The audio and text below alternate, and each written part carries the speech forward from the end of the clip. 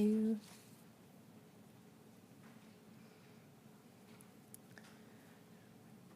All right, good evening, everyone. It's 6:30, so we'll get started.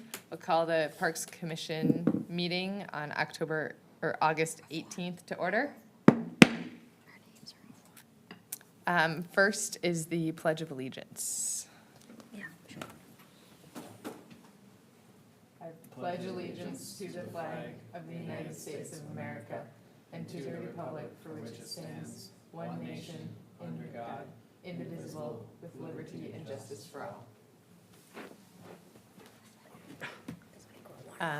And as folks are trickling in, yeah, if you could please fill out a form and then give it to me if you want to have public comment, that'd be great. So first, can I please get a motion to approve the agenda? I move to approve the agenda for tonight. Thanks. I'll second that. Any discussion? I'll put forth an proposed amendment to change the order of the agenda and move the pickleball item, flip it with the playground replacement.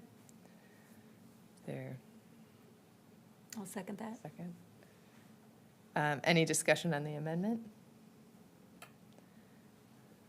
I'll call the vote then. All in favor of the amendment, say aye.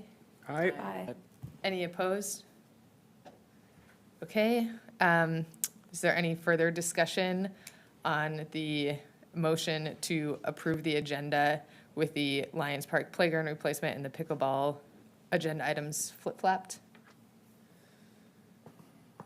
Okay, I'll call the vote then. All in favor, say aye. Aye. Aye. Any opposed? Okay, motion carried. Next agenda item then is the approval of minutes, which we don't have. So we'll table that unless there's other thoughts. So for correction, you need June's and July's, right? That's correct, yeah. Okay, great. Public comment, it looks like we have a number. They're all on, pickleball is all that I have right now. So I'll just call folks up. And as a reminder, you'll have 6 minutes to speak. We'll ask you to please state your name and your address at the beginning. And, we're not gonna, we can't respond directly to you, but we can ask clarifying questions. Thanks. So first, is John wanna talk? Which one? John Howley? John Howley, yeah. You guys always pick me first. I need to get warmed Turn in up. your form first. There you go. All right. John Howley, 8190 Lake Jane Trail North. I live right next to, that's that park name. Lake Elmo, or, Pebble? help me here. Pebble Park, I am sorry, I've had a long day at work. I live right next to Pebble Park. Unfortunately, I haven't come in front of your group before. I've been in front of the city council when I started out. I had someone come to my door years ago and tell me they are planning to turn Pebble Park tennis courts into pickleball. And at the time, I didn't know anything about pickleball. My parents play it, that's as far as I knew. She said, you do not, and let me preface this, she is, I think, a member of the local association. She said, you do not want this next to your house. The noise it generates is gonna drive you nuts. So doing my due diligence, I went to the city council meetings. Maybe I should have been coming to these meetings. So they changed our courts. We had 3 tennis courts. They changed it into 6 pickleball courts, 1 tennis court, and a practice board that they conveniently turned from the back corner. They moved it to face my property. I don't know if any of you guys have speakers in your house, but if you turn the speaker the right direction, it projects the noise even more.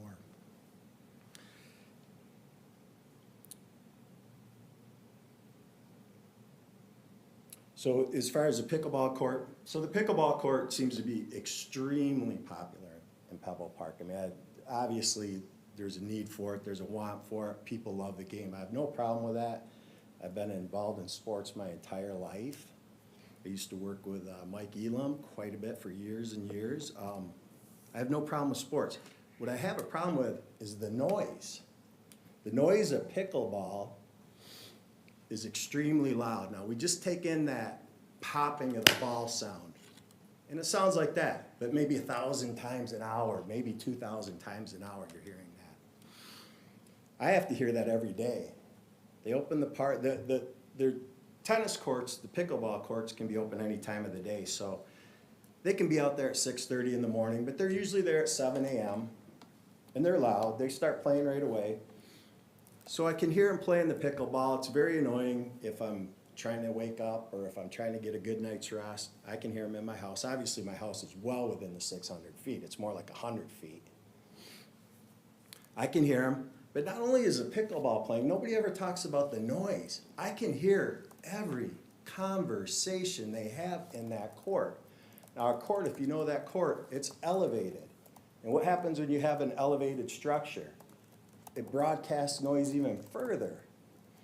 So I'm in my kitchen in the morning. Guess what? I can hear all their conversations. I can hear everything they're talking about. But it goes beyond the conversations. Pickleball players are some of the loudest players. And again, I've been active in sports. I've reffed sports full time. Some of this is approaching that noise level. The hell yeahs, the oh yeah. And at 7 a.m., I'm hearing this. Oh yeah, I mean, it's extremely loud, it's consistent, it's every single day. But it gets worse at night. There's certain groups at night, and I'd say ladies, close your ears, but the word fuck is said about 100 times an hour. Fuck yes, fuck yeah, oh yeah. I've called the police before. I've done my due diligence. I've called the police. Guess what happens next week? Oh, there's that guy that called the police on us. Yeah, so you're wondering why there's only 2 complaints?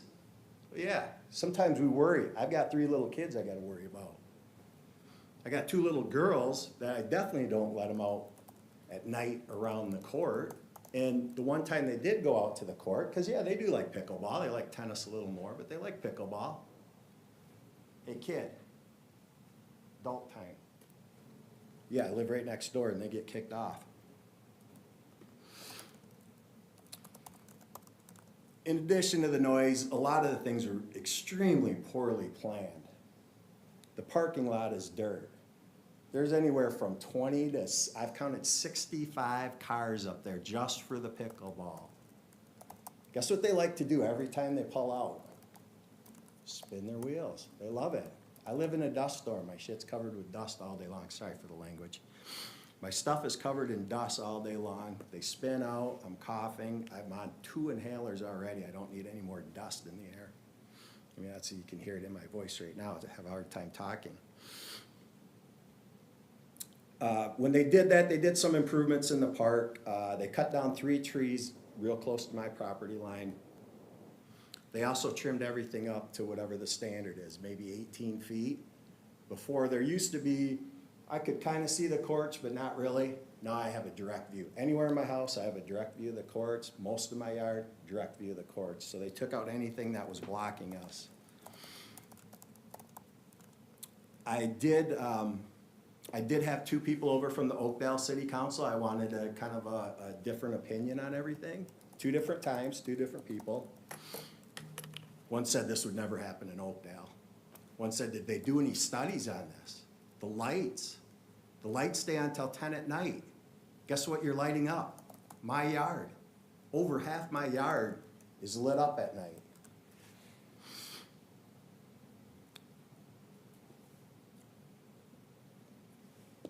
And we can go further into the home values. The home values alone. This is on the National Association of Realtors website. They estimate, living next door to a pickleball, your house value drops 10 to 20% in value. Now what I told the city council is something completely different. I told them my house is unsellable. When the hell is somebody gonna look at my house with 60 people making noise like they're at a football game and say, this is the house I want. My house is unsellable. We were told before it was built, they're gonna put noise abatement in, they're gonna put trees in. The project actually got put on standby, but guess what?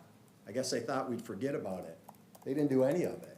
And again, they moved the practice court to face my house. I think that was kind of a, hey, thank you for the suggestion.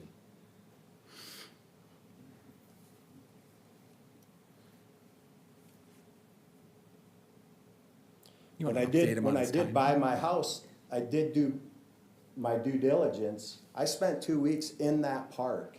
I'd go there at night and during the daytime. I've got a job where I can be out and about. I spent 2 weeks to case the park, just to make sure, you know, everybody has a concern about the park. We all know the park's history, we all know what people think about the park.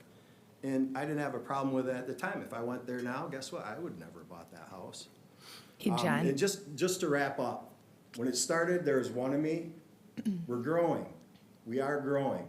This just came to my attention yesterday. If I had known more, I would have gotten more people here. We could easily have 30, 40, 50 people here. They can hear this 4, 5, 6, 7 blocks away. They can hear this noise. And I know people aren't happy about it. So it's not just me. The group's growing. We're not going away either. We will be here. And, you know, we'd like some recourse to this. thanks for your comment, John. Does anyone have any questions? For me? That's right, yeah. Oh, yeah. I get a question tab, okay. Okay, thank you. Tony? And again, if we could please have you state your name and your address, and then 6 minutes, and I'll give you a little signal if I Sure. need you to wrap up quicker. My name's Tony Bonfey. I'm a 25-year resident of Lake Elmo. In my second house here, my address currently is 746 Ivywood Circle North. If you don't know where that is, I'm probably the closest citizen to a pickleball court. I'm guessing, but it's right across the street from my house. I didn't really prepare anything because I just found out about this meeting 2 hours ago, so. But I did want to come. I dropped what I had tonight to come up here and just talk. Everything he said is 100% correct. I agree with everything he said. We don't have the parking lot problem because we don't have a parking lot, which I'm gonna get to in a minute. We don't have the light problem because we don't have lights. But other than that, everything he said is spot on. We hear the swearing, we hear the yelling, we hear the balls, you know, dink, dink, dink, dink, all day long. And it just drives you batty. And it's from 6:37 in the morning. Last night, they were still playing in the dark. 9 o'clock last night, dark out, and they're still out there playing. I said to my wife, I can't believe they can't even see the ball. And one more thing I want to say too, I'm a huge fan of the sport. I play 2 to 3 times a week. My wife plays 3 to 5 times a week. We don't play across the street from my house because we can't get on. The courts are so busy. But we belong other places and we play it quite often, so we're huge fans of the sport. The main reason I came, aside from the noise, is the parking. I came to the city council a year ago and talked about the parking problem, because in Ivywood, there's not a parking lot. And the street is very narrow there, so I came and I requested, can we get no parking on my side of the street? And I got shut down. Last night, when I came home at 8 o'clock, there was 2 cars on one side, 2 cars on the other side. I couldn't get through. One guy had the door open, he was tying his shoes. We have to stop and wait for them to close the doors. If one of my neighbors, and I live in a retirement community, if someone has a heart attack, an ambulance is not getting through when people are on both sides of the street. It's impossible. If there's a fire truck cannot get through. And on top of that, it's just the sheer inconvenience of having all the people parking. They park on my grass. They turn around right in the middle of the street when they're done playing. They just turn around right there, drive onto my grass, back up to turn around. They come around the corner, they go into all of our driveways, turn around, go out. It's just constant problems with the volume of people playing pickleball there. And we only have 2 courts. You said you have 6? Yeah, we only have 2. And there's 8 people that are playing all the time, obviously very popular, everybody loves it. But it's just the volume of people in our neighborhood, and this is our neighborhood, these are our homes. The volume of people in our neighborhood, it's just not right. I look at the cars, there's cars from Wisconsin there every day. So people are inviting their friends to come and play. Every day there's Wisconsin cars. I have friends, a lot of friends that live in Woodbury. they come to our courts and play because they like our courts better than the ones in Woodbury. So, for us, it's the noise and the parking. So, that's all I have to say. Any questions? Thanks, Tony. A question. Do you have a suggestion for parking that you'd like to see there? Well, I requested no parking on one side of the street. Would that be sufficient to you? Well, it would solve the problem of fire trucks and ambulances and getting through. I mean, it's still gonna help the volume of people there. So that's not really gonna solve the problem, but they should not be able to park on both sides of the streets. I mean, that's a given. Okay, thank you. If any of you guys go there and look, you'll see it instantly. I mean, just do it yourself. Park a car on both sides of the street and try and drive up the middle. It's very tight. Any other clarifying questions? Okay, thank you. Thanks, Tony. Next, Dana.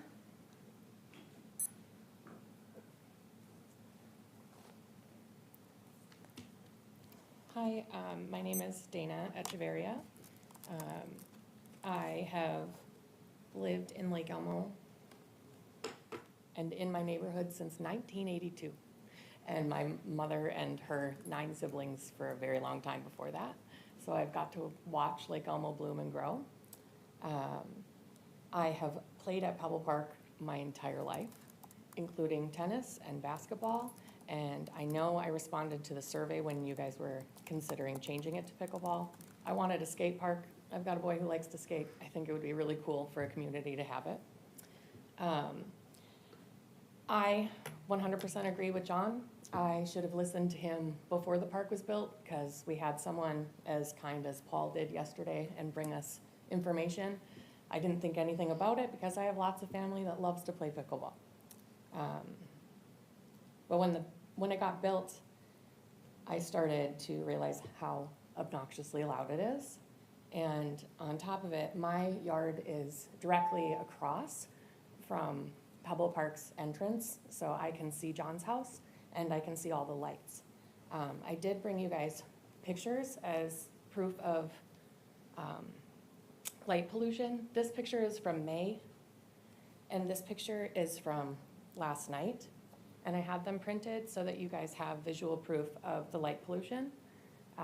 If I didn't have very old, beautiful trees, this would be right in my backyard. The sound is so loud, there is no sanctuary anymore. There's no crackling of bonfires because all you can hear are the pating of balls. In a gym, there's etiquette.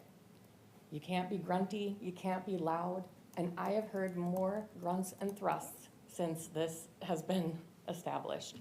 And I come from a family of Stillwater athletes, so there is etiquette in all sports, and this one seems very brash. So I side with most of the people. I didn't know that my house was only 454 feet from the pickleball courts. And at bare minimum, I think you need to at least move it for 600 feet, which I don't know how that's gonna happen because you're gonna affect a whole bunch of other people. This park is huge, but I don't know that you wouldn't be affecting Paul or other neighbors or even Oakdale at that point. I don't really have much more to say to it, but I would love to hand these pictures off to someone. Great, thanks, Dana. Sure.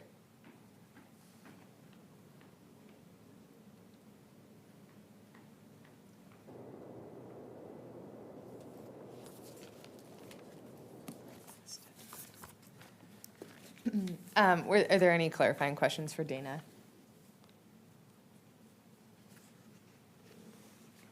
Okay, thanks. Next, Jill. Hi, I'm Jill Knuckleby Kaiser, and I live at 8241 Deer Pond Court North. And our property goes right up to the back of Pebble Park, and we, those lights shine directly into our bedrooms. And not only the hours that are listed, there have been several times where the hours, the lighting timing has been off, so the middle of the night, the lights have come on. I realize things happen and problems happen, but There's nobody to call in the middle of the night when the lights are shining right into your bedroom. And so when I called during the day, they got on it within a couple of days. So that's a consideration that I don't think was properly taken into account. And then I do have to ask the question, if the standard is 600 feet from a home, it's intentionally plopped between multiple homes, which are well within that 600 feet. And then the other thing I heard was that there have only been a couple complaints. And so that doesn't seem like a very proactive approach, to put something in place that's against recommendations and then say nobody's complaining and putting us in the position of being neighbors who complain.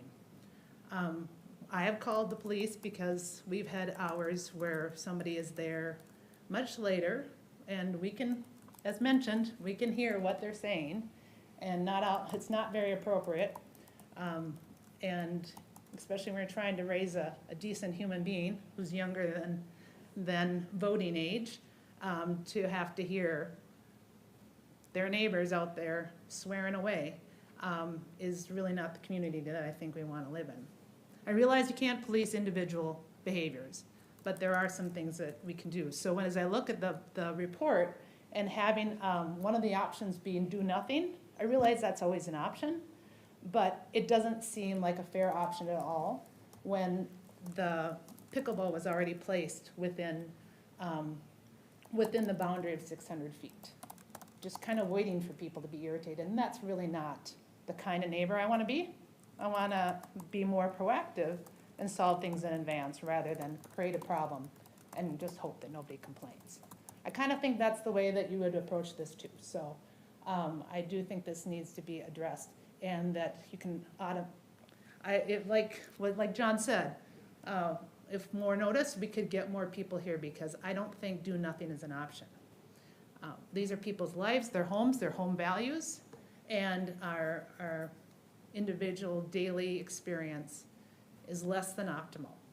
I like pickleball. I like saying that we can walk to a pickleball location, but it's really, if you look at the lifestyles that have been impacted here, I think that needs to have a stronger voice than the day-to-day little enjoyment. So that's probably enough for me, but lights, sound, and taking do nothing off of your options is definitely my recommendation.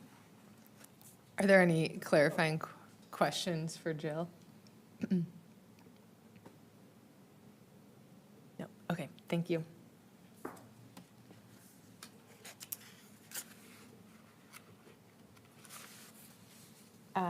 Next, could we have Paul?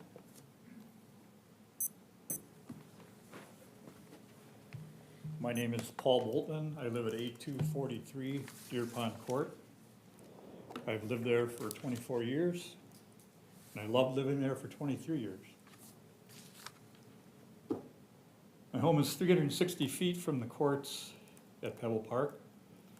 We are subject to nearly constant percussive sound, as described, of the paddles hitting the balls. Most days this occurs between 8 and 14 hours a day. It's actually surprising to me how loud that is, the paddle hitting the ball. I wouldn't have anticipated that. And as described, it's accompanied by a fair amount of yelling by the participants. But to me, the main problem is the sound of the percussive sound of the paddles hitting the balls. Exposure to constant noise is a known stress inducer in humans with serious health consequences. There have been numerous studies confirming this. I like to believe that if the members of the commission, I know you weren't all on the commission back then, 2 years ago, and members of the city council were aware of the noise problem that pickleball causes, they would not have placed the courts in neighborhoods with adjacent houses, especially without any notice to or feedback from the neighbors. In addition to the negative mental and physical health impacts of being exposed to near constant noise, there is the issue that's already been brought up of the detriment to our housing values. I'm sure my housing value has gone way down and it would probably be difficult to sell my house. The staff report discusses the fact that the tested noise decibel levels were in compliance with the noise ordinance. But the issue is not the decibel level, it's not the level of the sound, it's the constancy of it. Decibel level ordinances are usually enacted to protect people's hearing, but they're not enacted to protect people from the stress of the constant noise. In one regard, the Parks Commission and the city should be commended for proactively providing these facilities to meet the fast-growing demand of this popular activity. From what I can tell, Lake Elmo has many more pickleball courts than the adjacent suburbs. I did a little bit of looking. Unfortunately, the inconvenient truth is that something that generates this much noise does not belong in a park with closely adjacent homes. In regard to the 5 options provided by the staff report, I strongly believe that option 1, moving all pickleball courts to a location meeting the 600-foot guideline advised in the 2024 Lake Elmo's Park System Plan, is the best and most cost-effective long-term solution. The vast majority of players at Pebble Park arrive by vehicle, so this would not be an undue burden for participants. Just for reference, there are 15 homes within 600 feet of the courts at Pebble Park, 12 homes within 600 feet at Tablin Park, 41 homes within 600 feet at Ivywood Park, and 11 single-family homes within 600 feet at Lions Park. In regard to option 2, merely changing the recommendation, I'm pretty sure that you would not stoop to moving the goalposts as a means to ignore the problem. On that topic, though, I experimented and discovered that the sound of the paddle on the ball can be clearly heard at 800 feet. So really, the distance recommendation should be increased to 800 feet or more. The staff report discusses some possible problems related to noise barriers, and I'm also doubtful that would be a good solution. However, it would be interesting to go somewhere where they actually tried that and see how it works. Option 4 of the staff report is to shorten the playing hours in the morning and evening. Having talked with many of my neighbors, I know they would welcome that. Some of them are early to bed and some of them are late sleepers like myself. But I wonder how well this would be complied with and how it would be enforced. I would not be against you taking this action, but to me it would only be a Band-Aid to the much larger problem of the stress-inducing noise throughout our days. And as Jill said, option 5, to do nothing, well, I don't believe you're a do-nothing commission.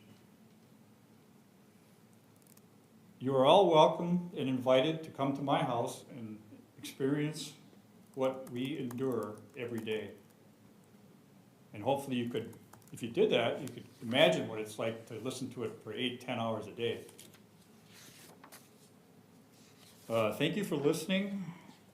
I will answer any questions, and I will follow up with an email to each of the members. Are there any clarifying questions for Paul? And if any of you do want to come and listen, there's always play between 8 and 10 in the morning, a couple games usually. And then in the evening between 5 and 9, there's 4 to 6 games going, if you really want to hear it at its worst. So, thanks for listening. Thanks. Next, could we please have Josh?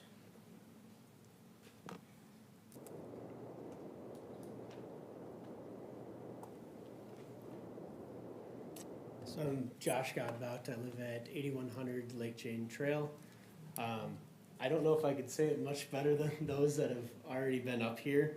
I agree with everything that they've said. I would love to see any course of action here to do anything about the issues that has already been stated. I mean, when we go out in our yard and in our deck and try to enjoy the outdoors like we love so much, I mean, it's shocking to us not to hear noise. I mean, it is truly constant. We don't want to ruin anyone's fun. I like playing pickleball. That's not our goal here. But I really do think something needs to be done. I really thought initially that having it kind of in our backyard would be a really, really good thing, and that has very quickly changed. The light is extremely excessive. I don't know if there's anything that can be done about that. It shines right into our bedroom, and late at night, even sometimes past that, when I'm not sure if there's a malfunction or something that happens, but it basically would stay on multiple nights in a row, just constant light. We have to, basically, windows can't be open in the house, otherwise there's constant noise. You know, blinds need to be shut if it's at nighttime, otherwise there's light coming in right in our living room. So I'd love something to be done. Even when we have guests over at our house, that's the first thing they say to us is, wow, that is actually really, really loud. I never realized that many of them are pickleball players themselves, but that is almost the first thing people notice when they come to our house. It's really unfortunate. So thank you for the time. Any questions for Josh? Okay, thank you. Next, is it Sandra or Chandra? Sandra, okay. Not very good at public speaking, not very good at standing, so I'll my address is 3646 Layton Avenue North. I just moved in there last December. So when people talk about lights, I'm across from the ball fields.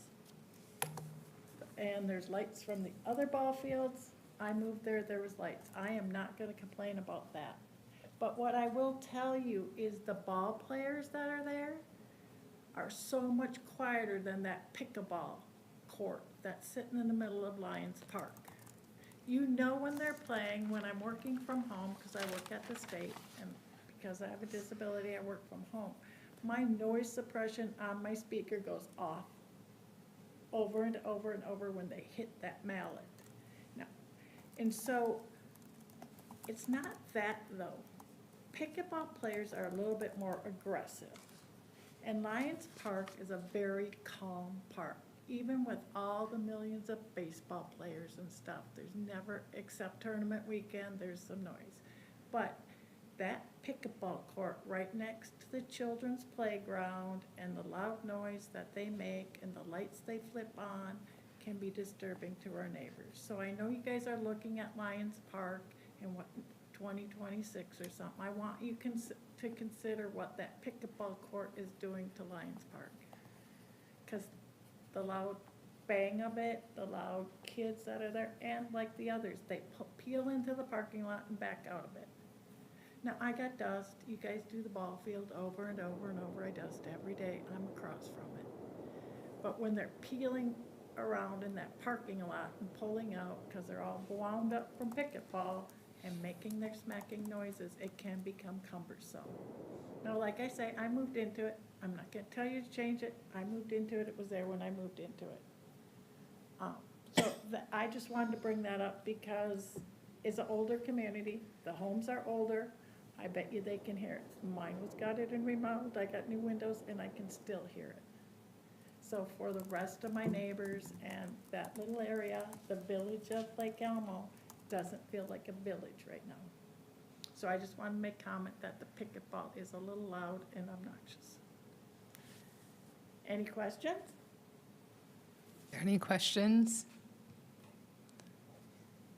No, okay, thank you. Thank you. Is there anyone that missed turning in a form? Okay, great, thanks. Can I just ask something really quick as a resident? He's my husband. That, as a previous first responder, to me, it was a waste of resources to call 911 every time they're out there playing the music past their 10 o'clock. I don't want to have to call the cops or call 911 to say, hey, this is happening. So, of course, you don't have many complaints, but we're dealing with it day to day. That's all I wanted to add. Thank you.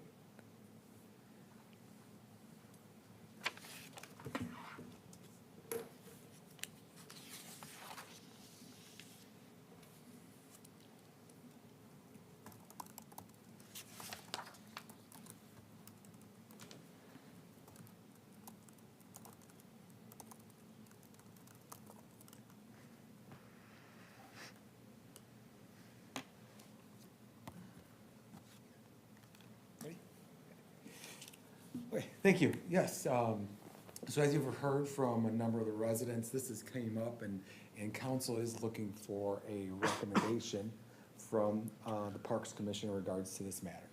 So just as briefly noted in the background, we installed pickleball courts there in 2020, proposed it in 2023.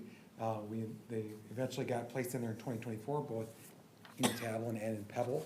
6 courts were placed in Pebble as well as 4 in Tablin. With that, these replaced 3 tennis courts in Pebble and 2 tennis courts in Tablin. Again, the city council approved the reconstruction of those courts after a number of conversations, not only with the Parks Commission, but also with our contractors. Our contractor did end up not getting them fully completed that year, 2023. 24, we actually finished those later in the season. They opened, I think, right around that June, July era in 2024. With that being said, a number of, we've received some complaints in regards to the noise there. And so the issue before the Parks Commission tonight is, would the Parks Commission like to recommend to City Council a change in the existing use of the pickleball courts if it's less than 600 feet? So our Parks Master Plan was actually completed after the installation of our pickleball courts. So that recommendation in our Parks Master Plan comes from the National Park and Rec Association. So that wasn't a part of our previous recreation plan. So that comes kind of at a hindsight of what we've already completed, right? So within our current system, we have 4 pickleball courts, as discussed. Lions Park, Ivywood, Pebble, and Tablin. All of them have a minimum of 4 pickleball courts, with Pebble Park being the only one with 6. So with that, we've heard from our residents talking a little bit about distances. I have as indicated in the staff report the distances, and those are going from about, these are going from either Google Maps or just from our property viewer from Washington County, right? So we're going from approximately the corner of the courts itself to the closest approximate corner of a house. So again, those are approximate distances. They could be 10 feet more or less than that, I would say. That's a good recommendation there. So just in regards to that, we talk about changes going forward, right? If that's what we pursue to do. If we'd like to change one pickleball court, we should implement that to all of them. So currently, right now, none of our pickleball courts would meet that 600-foot distance. So one of the recommendations was, like one of the residents said, was, well, do you decrease that? You're not going by the national recommendations, but you're trying to meet policy, right? So with that, if you do look at our distance again, it might be pretty hard to do so, but it's an option, right? The current plan to update our Lions Court comes into question as well. In the last couple of months, we've already talked about Lions Court, what we want to do with that ice rink. We also want to include that pickleball with it because that was a hot item there before. It was kind of where we started, and it's been a great asset down there. So with our recommendation that's coming forth today, we do need to take that into account as we move forward with the 2026 reconstruction plan of that. If that does include pickleball courts, or if that does not, and it's purely solely an ice rink, or whatever we decide to do with that going forward.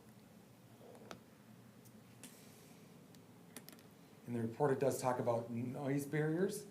As part of the city council, they did authorize at one point the administrator to approve that if we were to go that route. We did do those noise ordinances as discussed by the public here today. We did that, and it did not meet that decibel noise, and that's why we did not pursue that any further. There are options in regards to the noise blankets. I have indicated in there, at that time, there was about $35,000 if we were to put that noise barrier there. That would include 2 sides of that court only, and this is just regards to Pebble Park now. So that is one of our larger caged areas, so you're looking at probably the highest range there. Those prices do come from the 2023 price, so you can probably increase that by 10 to 15% to do those 2 sides continuously. As far as maintenance on those, there's some conflicting issues with that, or conflicting stories in regards to that. I put 3 to 5 years probably. When you look at the distributors in their comments, they can last 10 to 15. You have others that last 20. It just really depends on the product you buy, the cost that you're going to invest in it, and then what you have there as far as rodents or anything that else is going to, eat at it, or sun barrier, the sun rays and things like that might deter that or deteriorate that material. The material there that is noted there at the 35,000 is material that is used currently right around many generators and things that are outside, so it is kind of a similar product that you'll see outside regularly, that you might see at a hospital, industrial building, apartment complex, things like that. Probably not in that vast area like that, covering 200 feet one way, 100 and some feet the other, more of a condensed, probably 10 by 10 area that might cover up a generator, right, 10 by 20. With that, I'll just kind of review those options again. Again, recommending moving individual or all pickleball courts and search for a different area that would meet that distance of 600 feet. Number 2, making a recommendation to reduce the distance to accommodate those existing courts. Installing a noise barrier blankets on an individual basis. Adjust the playing hours to allow more quiet time early in the morning or late in the evenings. And number 5, just moving forward and doing nothing at this point. With the minimum number of complaints the city has received regarding the pickleball noise in our parks and the decibel level not exceeding the ordinances, staff would recommend considering adjusting the playing hours on one or more of the courts based off complaints. Traditionally, 3 adjustments would be based off complaints from one residence or through a petition process abutting neighbors or neighboring 600 feet. The ability to enforce it is kind of unknown. As we as staff, we might ask the sheriff's department to, go into a park more often just because we might see graffiti or we might be something happen. It's only based off their ability as well. So us to enforce hours, like the public said, probably, you're not gonna see public works out there till late at night, 10 o'clock, making sure lights are off, things like that. It's gonna be enforced by the abilities that we have in front of us. With that, I'll turn it back over. Any questions for Adam?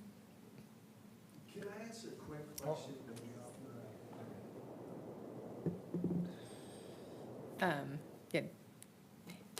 Yeah, Adam, two questions that are gonna, this is about memory, so I'm gonna put you on the spot, but can you remind me, I do not recall what the decision was on Ivywood parking when we made it a couple of years ago.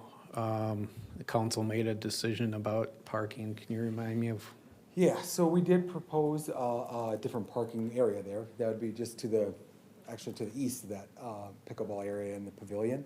The price cost of that was about $90,000 without a stormwater pond, I think at that time, to have it engineered and to have that stormwater, because there would be runoff, there would be curb and gutter with that. That just kind of really escalated that price of that. So I think that's kind of where that stood as far as just kind of halted it at that time. But do you recall anything about side of the street parking? I believe there was discussion. There was a discussion in that as well.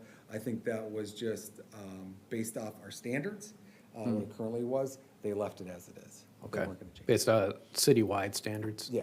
Okay. And then also, if you recall, I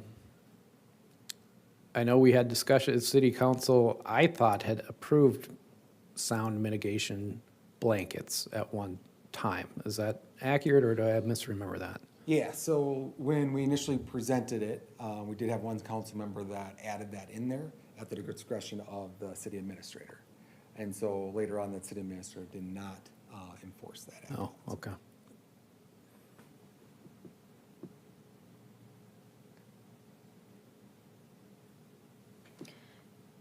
I do have a couple questions. Being that I was not here for much of this, can you just walk me through this? I have two process questions. How were individuals that spoke tonight, were they notified? Can you explain how they got the information? I heard some say they got it late. Can you let me know, is it word of mouth, looking at the agenda? Did they know this topic was on the agenda? Can you just walk So- me through that a little Yeah, bit? so communities were not notified like directly that what the agenda is. This is just posted when it's posted on the city website, so that's their notification of that. Okay. And then my second question, and this is kind of going back, what has been the general process when these pickleball courts were put in at these parks in terms of neighborhood engagement, feedback, opportunity to provide feedback, those type of things? What's been the process for that? So we, back in probably 2022, we started a survey of DeMontreville, Pebble, Tablin, someone remind me of the fourth one. Reed? Yeah, we did 4 parks right out of the go. And it was one of those, and a bunch of the surveys had questions in regards to the conditions of equipment, the courts, whatever that park may have.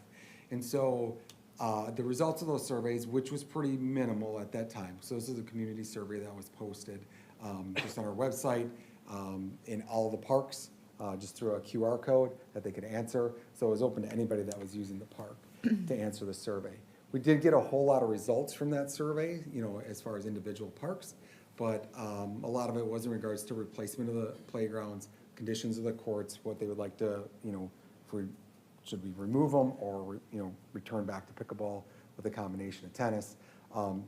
At that time that I can remember, both courts were continue with tennis with a recommendation of pickleball included. Okay. My last question is are we renting these courts, or is the use predominantly just open play? Or are there groups renting it for certain periods of the day or evening? So 3 of our courts, Pebble, Tablin, and Alliance Park, are reservable. So 2 months ago, we went through the reservation policy, and yeah. So we went through the reservation policy. So those are reservable. Ivywood is not reservable, so that's just open to the public. Anybody can show up at any time to engage in a game. So as noted by the public, the hours of those are 8 to 10 o'clock at the lighted one. Tablin is the same hours. It's just that they're probably limited because there's no lights there. So we probably get more reservations at Pebble and Lions than we do the other 2, than we do Tablin. So. I've got a question for you, Adam. Can you speak a little bit about if you have any extra information about the lighting and maybe some, you know, breaking in periods with the timing or anything like that? Yeah, so during reconstruction, we did redo the lights there to LED lights versus Fluorescent the or old- halogen? The halogen lights, right? So, and the purpose of that was just because of the cost of the lights, what they were used for energy, plus we got energy savings in doing so. The timer, it is an electronic timer that was that's currently set from like 5 to 10 PM, correct? So we did have outages, which does screw up with that timer to offset that, so that's why we did have those issues before. We did have staff correct that, and they were wrong, honestly, they were wrong, so the next day they did come back on at 1 AM. And so, yes, we do definitely apologize for those issues, and she was exactly correct. So I think that happened, I would probably stemmed a little longer, maybe exaggerating a little bit, but it might have been a week between, probably ended up over a weekend, things like that, in order to correct that issue. So, Okay. there is a battery in there now that we can replace to make sure that doesn't happen, so. Okay, so like any run-of-the-mill power outage now should not necessarily affect those lights because there's a battery in there? Okay. You're still flickering. Turn on and off. The option number 1, does city staff consider that option to be going forward for moving them outside of 600 feet, or well, maybe not immediately, but closing them down? So, so our recommendation, when, National Park and Recs and our Parks Master Plan initiate 600 feet. So that's what we should follow, right? As far as recommendation 1 would be to make that recommendation, and we would remove the nets from all pickleball courts until we find a site that's suitable to meet that.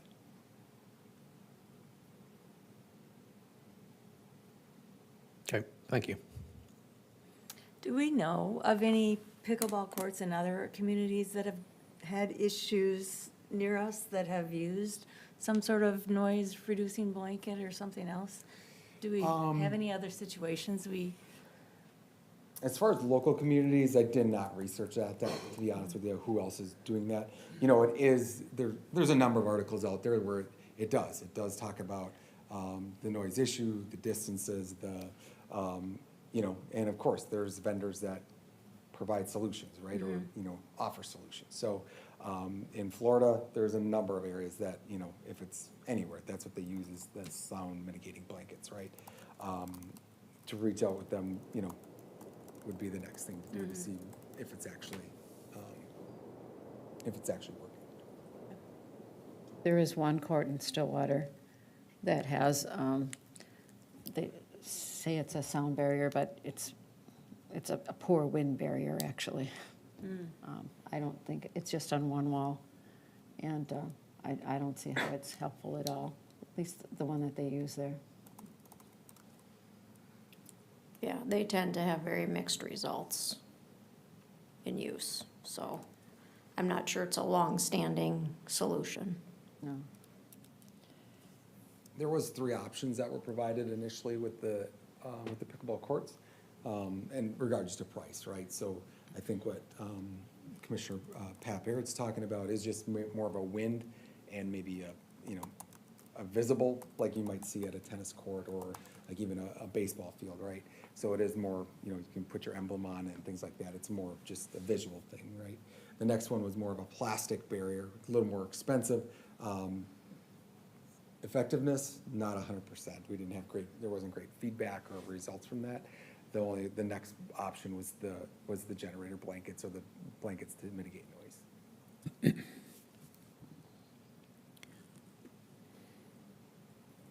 Just to follow up on that, so the Parks Master Plan, one thing that it also mentions is that there's a 50% noise reduction with appropriate equipment potential. We don't have any insight into that, or if we do, do you? Say that again, what's the question? In the Parks Master Plan, they mentioned that with appropriate equipment, there can be up to a 50% noise reduction. We don't have any details on that, though, do we? I do not. Okay.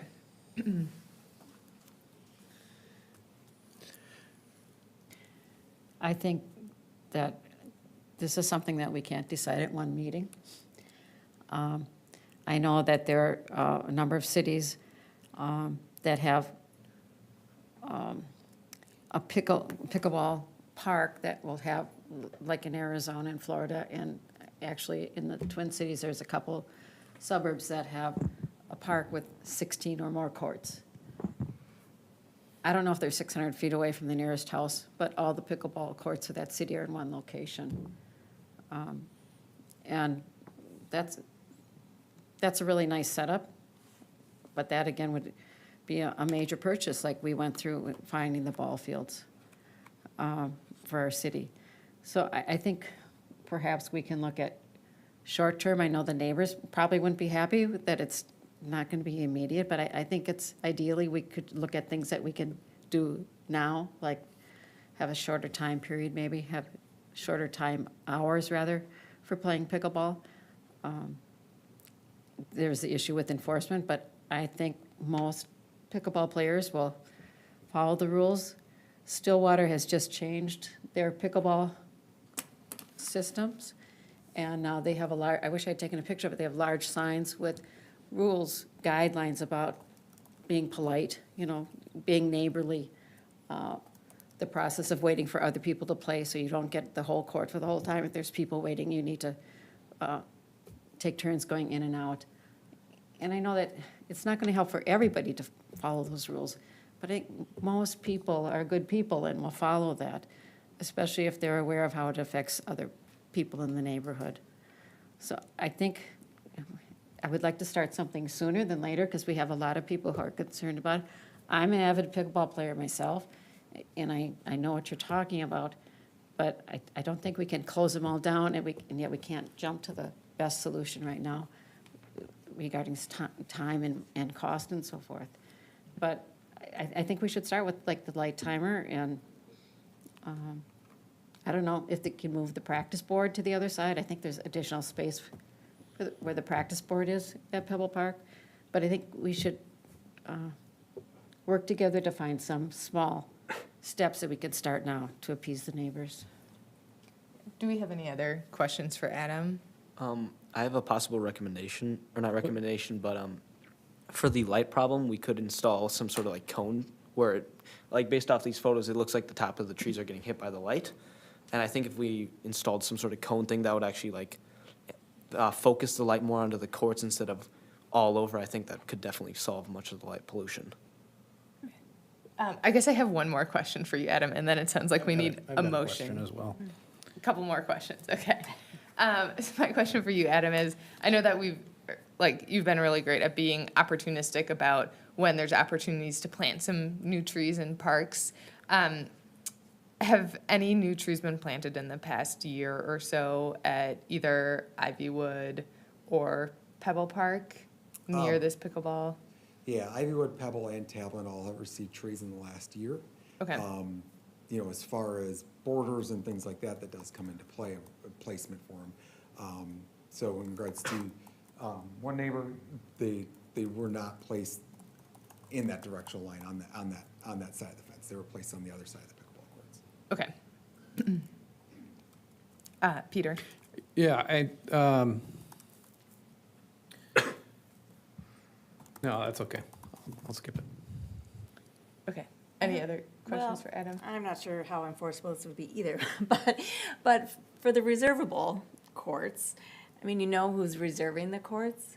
If there is a complaint at a certain time or a certain consistent, like if it's a group that's playing and there's consistently complaints, I mean, I'm just wondering if we know the people that are reserving them at specific times, if there's anything that could be done for those people, like if we have signs and guidelines, if there are people who aren't following them, you know, is there something we could do as far as a reservation? So, just a thought. Or reduce the number of, I mean, an option would be to reduce the number of rentals.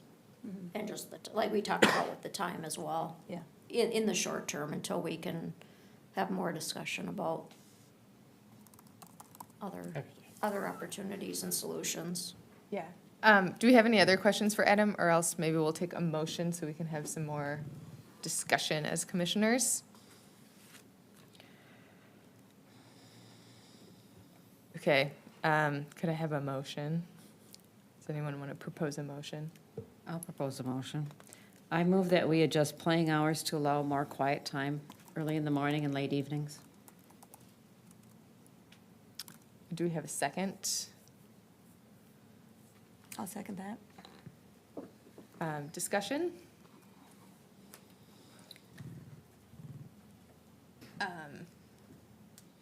Yeah, okay, I'll kick us off with the discussion here. I think that the hours seem really actionable today. I think that lights on until 10 p.m., like that seems like a pretty low-hanging fruit to adjust in my opinion. I think that 9 would be much more reasonable, or even if there needs to be flexibility there, like an hour after sunset. I also think that it seems prudent to think about tabling this and recommending to staff that we talk about this in more detail in the coming months, thinking of a longer-term solution potentially. Yeah. I'm in favor, I think low-hanging fruit is a good way to put it. As far as the time, I've long thought that Pebble's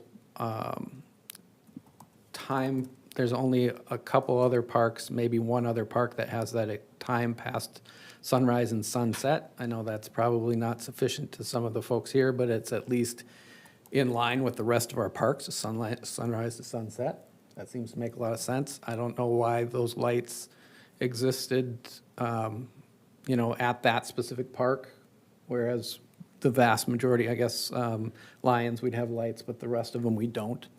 So I'd like to see that in line at a minimum. I also will just step back a little bit and say I really do empathize with what I'm hearing today. I know how sound can be intrusive. I get that. I'm also, you've heard me say before, that sometimes when we have some of these problems where it's people having fun, I have a hard time, I have to balance those two. That's part of our job. So I think, as you said, I think we can come up with some compromises here, the light being one of them. I do think it's worthwhile exploring, and we had that discussion previously because I believe that we needed to consider sound mitigation barriers. I think there are some. And I think what you were referencing in that manual is there's balls at a minimum, if not paddles, that reduce noise. I don't know if they work. Okay. But it's something that we could certainly explore, and that maybe speaks to tabling it, maybe not, but that is a potential compromise and solution to this. As far as, people carrying on, the swearing and so forth, I've played there many times. I haven't experienced it. I'm not saying it doesn't happen, but I personally haven't experienced that. It's not me doing it, I promise. But that's a, yeah, I guess I don't know what we do about that. You can post all the regulations you want to say be nice and not swear and so forth, and people tend to still do it. But that's as far as Pebble, I think, Pebble Park, I'm focusing on that because not just because most of the people are from there, but I do think it's probably the most problematic. Ivywood, I hear the complaint about the parking. I think the previous discussion around parking limiting to one side, I'm not sure why that was tabled or why that was voted down. To me, that there are exceptions to why you don't park on both sides of the street in various locations around the city, whether it's around the lakes with the postings for no parking trailers or whatever it is, no parking areas. That's certainly a viable solution that I would like us to see recommending to council for Ivywood in specific, especially for safety reasons. Sorry, that was kind of long. I'll also just put it out there that I received some emails, I don't know if other folks did as well. Hank forwarded them on to me, but some residents had reached out just saying that they enjoyed the pickleball and lived nearby and didn't have big issues. So I know that there is a wide range of experiences here, right? People might not be home all the time. People might have different, just different experiences. So that is real here. staff would concur with Commissioner Peters' recommendation too, that if you're going to adjust time, to just completely turn off the lights to mitigate the issue. So of course, as we go into the fall, those times get shorter. Those summers, you might be, you're still restricting that time to approximately 9 o'clock without those lights. But as we go to the fall, that time becomes a lot shorter.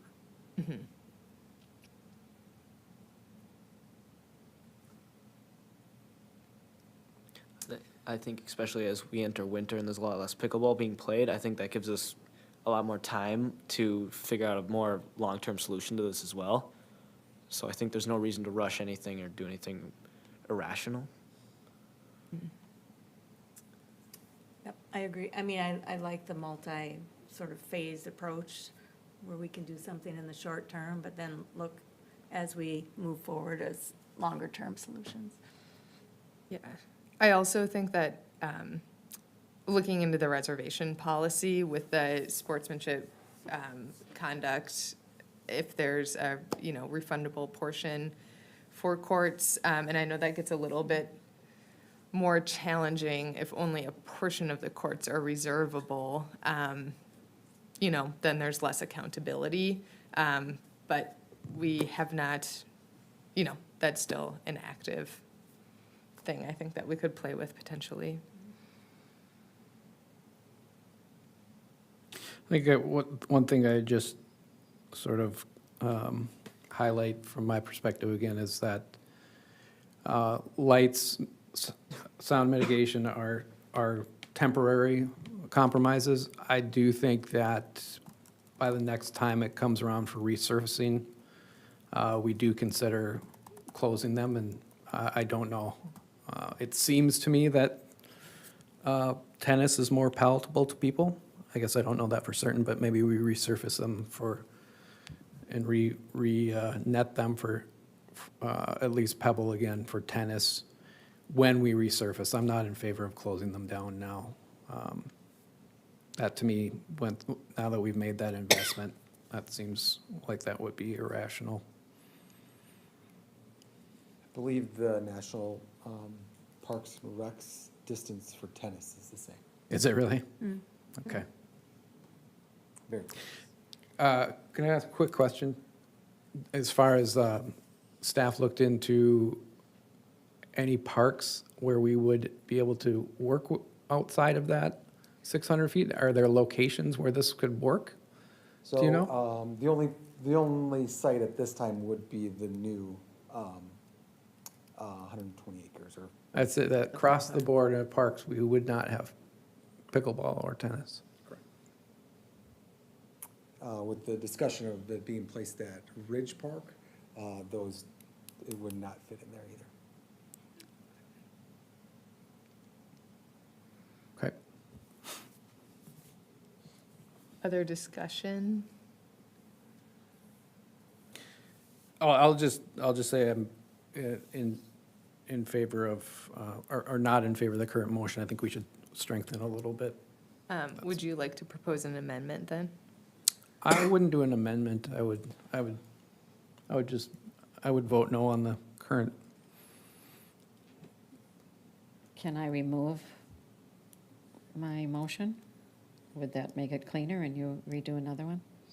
Yeah, you can make a motion to remove the current.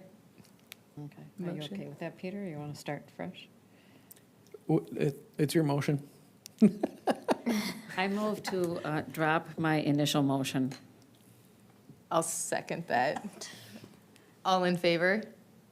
Any opposed? Okay, motion carried. Is there a motion for another, or a movement for another motion?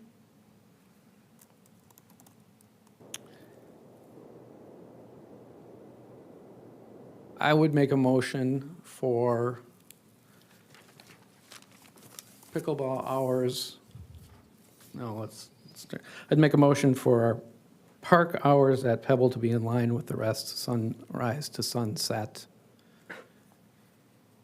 And recommend that city staff explore noise mitigation, including noise reducing blankets, as well as equipment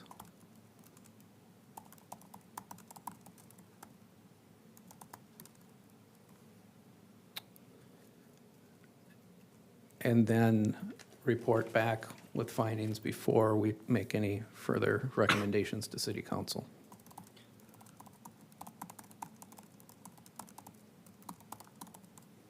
With, sorry, this is still going. Oh, Ivy would recommend parking on one side of the street around the park. That's a pretty lengthy motion, I apologize.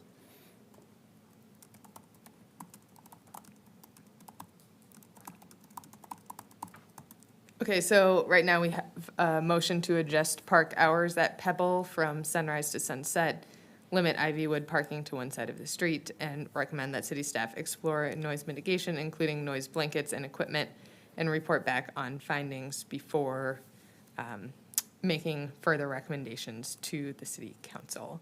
Can I have a second? I'll second that. Discussion on this current motion. I'll start, or go ahead. So where does that leave us looking a little bit more long-term and asking staff to explore what that may look like, whether that means a new facility, whether that means in the future as we change parks or renovate parks? I think there needs to be some, I'd like to see some longer-term study on and discussion around what we do with just overall. You know, you talked about, you know, you don't want to close them down, but is that an option? Do they get repurposed? I know that was mentioned as well. So I think there's a little bit, I just want to make sure that that doesn't get lost with just us focusing on kind of the short-term solutions. So Peter, currently Adam, we have 16 pickleball courts citywide, correct? Okay. So maybe we should ask them to look for needed parameters if we had somewhere with one site with 16 pickleball courts. What would be the Parks Board suggestion? Is that something realistic that we could do in Lake Elmo? That would be a longer term thing, you know. If we knew what the parameters were for either 8 courts or 16 courts or whatever, then we could look ahead.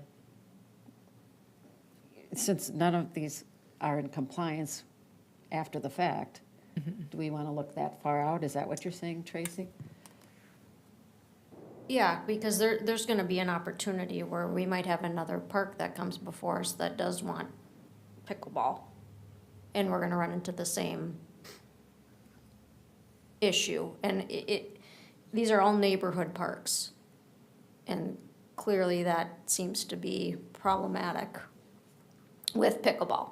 Now, in some communities, it probably works out fine, but I just would like us to talk about longer term, and maybe a 16 complex isn't possible, but I think we should explore it, and then I think we should look at if that's not viable, then what are some other options to pursue? But I think we have to look at the whole picture. I guess I'll just add to this discussion, the Parks Master Plan did do some pretty, comprehensive engagement, and pickleball, there were a lot of comments on needing more pickleball courts. Of course, that is, these courts were actively being resurfaced when I think the requests for comments went out. But, we shouldn't forget that we have that resource and the findings in that report as well.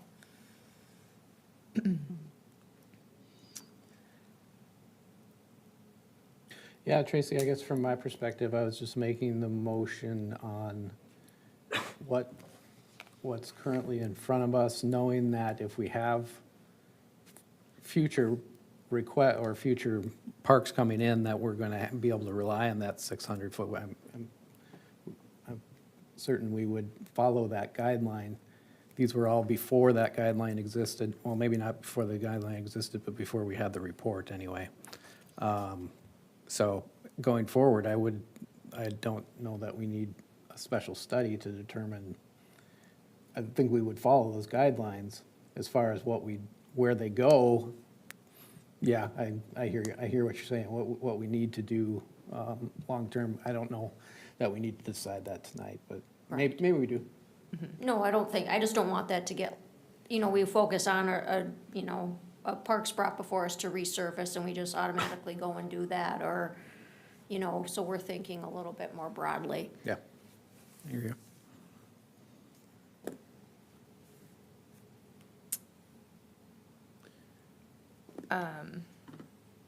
Other discussion?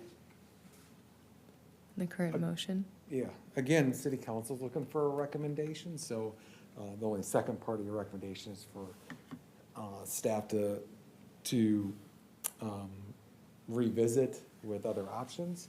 I think we have a direct recommendation now with like possibly a second motion for additional research. Okay.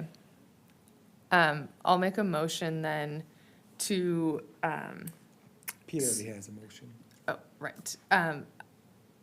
I'd like to propose an amendment to the current motion then. To split the current motion, or I guess we have to take it off the table first. Okay, do we have further discussion on this current motion to adjust the park hours at Pebble from sunrise to sunset, limit Ivywood parking to one side of the street, and recommend that city staff explore other options, including noise mitigation, blankets and equipment, and report back on the findings before making further recommendations to council?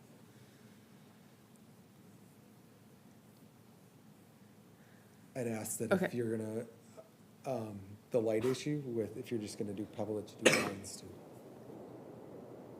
Oh. Okay, thanks for that clarification.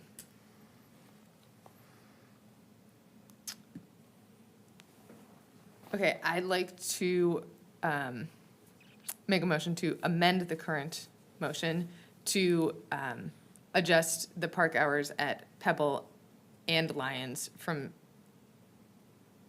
or to,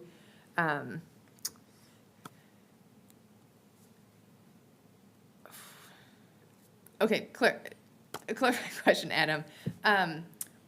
What are the current hours at Lions Park? And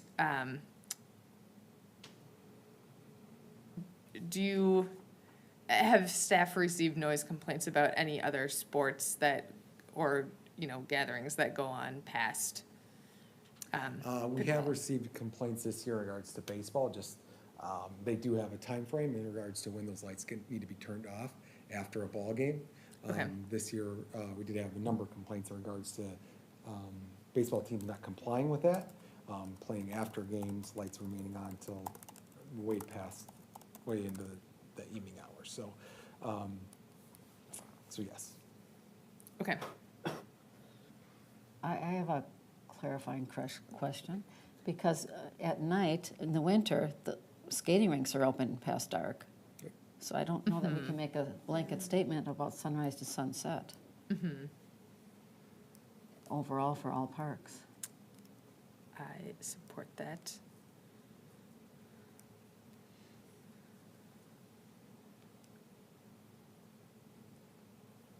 So perhaps we would drop the part that says keeping it in line with other parks and just say sunrise to sunset at pickleball courts at the two parks with lighted courts? Okay, so, sure. Would you like to propose that amendment? I don't have all the wording. Okay, I can do it. Okay, I'd like to move to amend the current motion to adjust the park hours at Pebble Park and Lions Park for pickleball to be sunrise to sunset without lights. Do I have a second? I'll second it.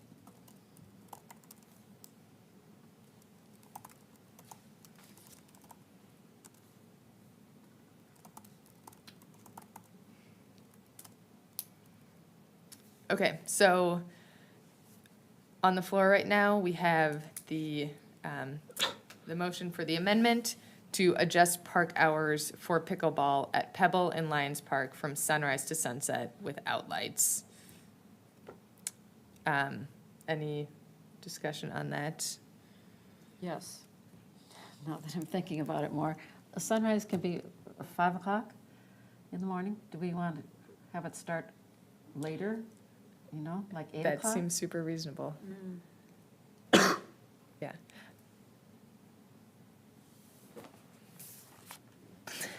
Yeah, I think I support that.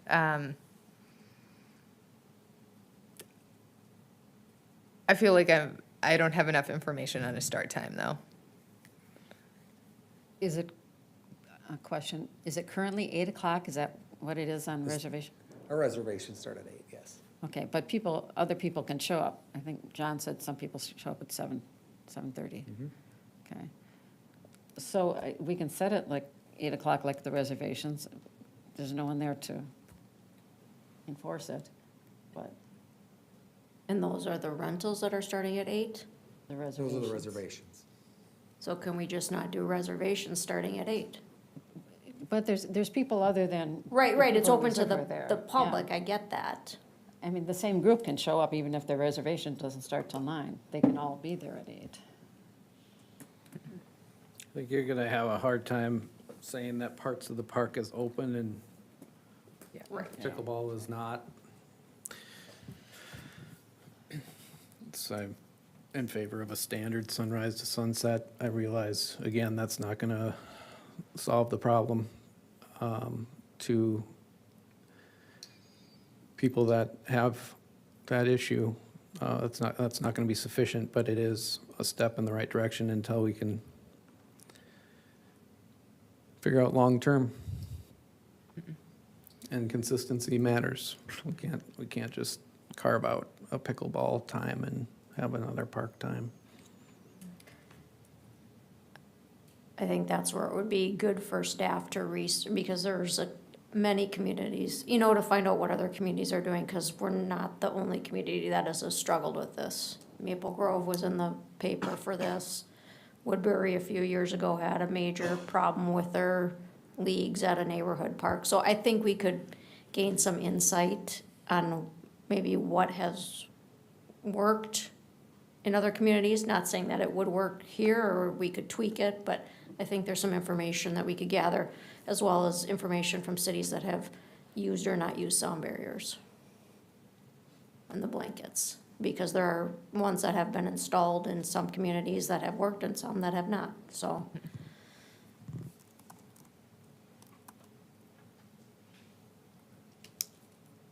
But you're right, we have to start somewhere, and I think just show some progress and try to provide some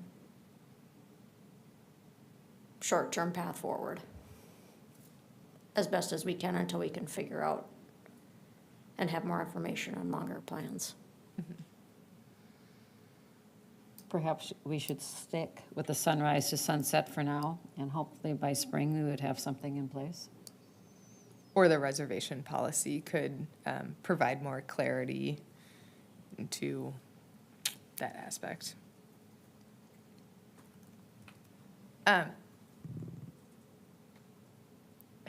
You've got something to say to us, Adam, but I have a question for you.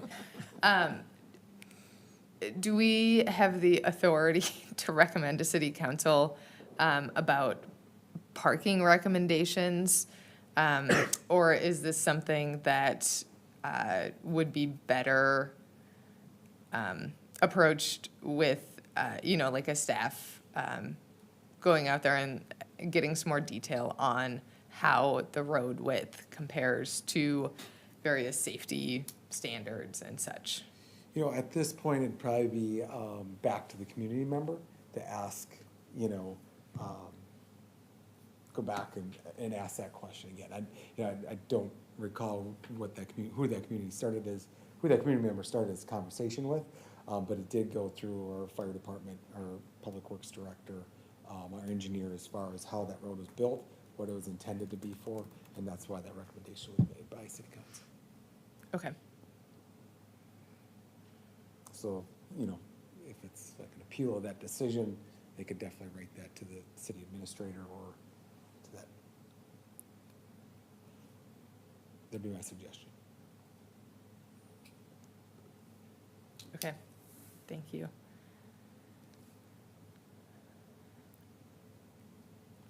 Could you read us the motion back, because we have that on the Absolutely. table still, right?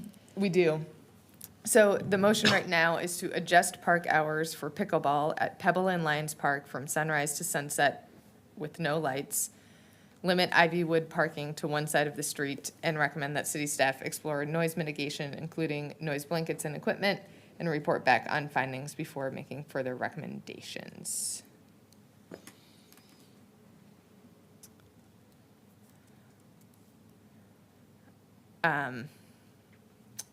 Well, any other discussion right now? Motions for amendments? All right, I'll call the question then. All in favor? Aye. Aye. Any opposed? Okay, motion carries.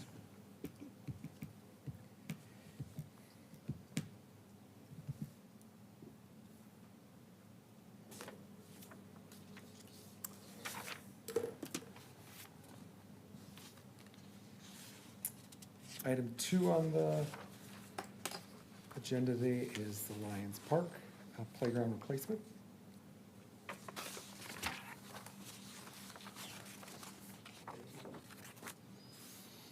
Thanks, everyone.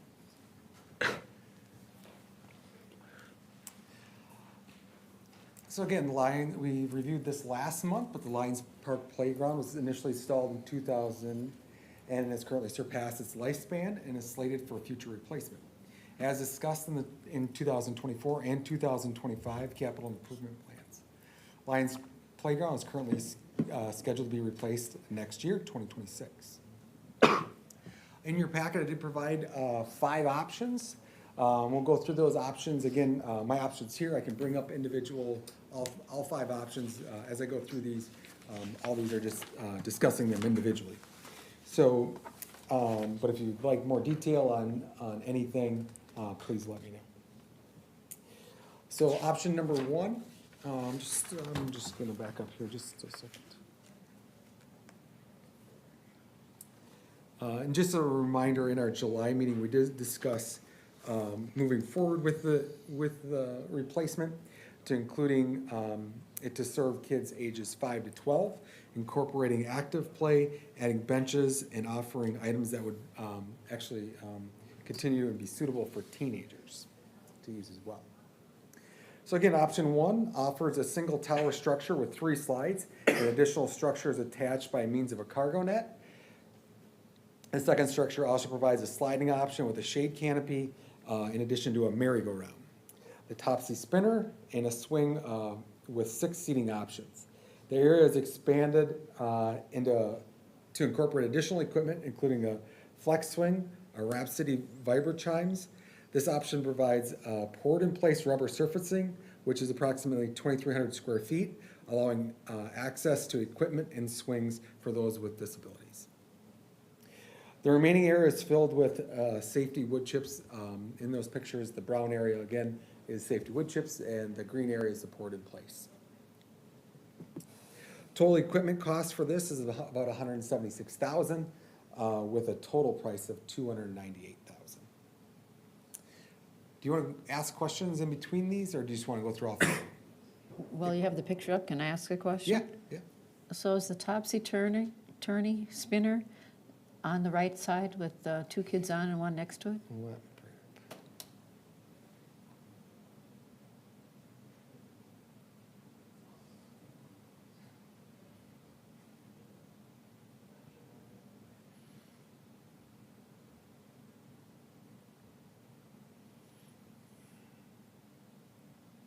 See on the far right side?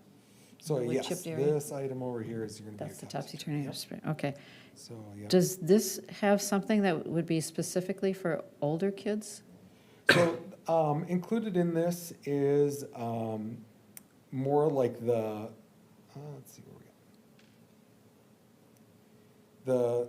So a lot of times, these types of swings are more lounging, And so that's what we find that our teens are doing now. That was portrayed as just that lounging effort. But as well as I believe they're, in this one too, is like a pull-up exercise bar. So where exactly that is. So you can lounge or do pull-ups. Yeah.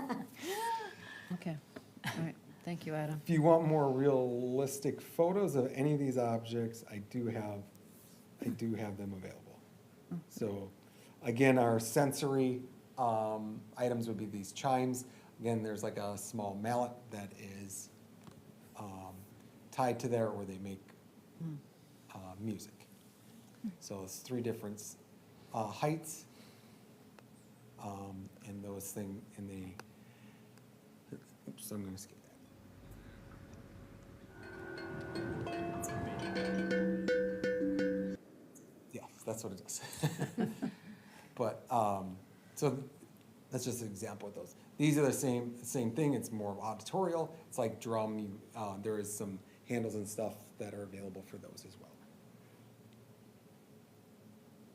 So this one, yes, it'll probably be more your limited, options 1 and 2 are gonna be more your limited on that teenage use. Thank you.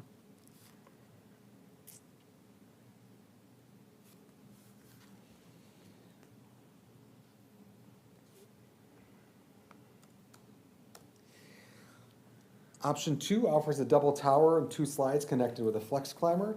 The additional folio balance climber and fox stand serves as a continued place to hang out and explore. A seesaw and 2 saddle spinners are offset from the merry-go-round. This option offers a swing with 6 options as well as 2 zip lines.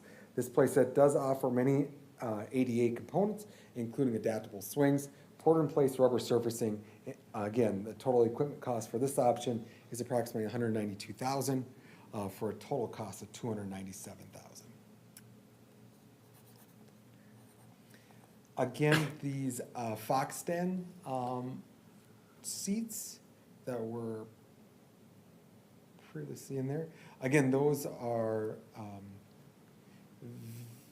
noted as very attractable with our teenage groups, right?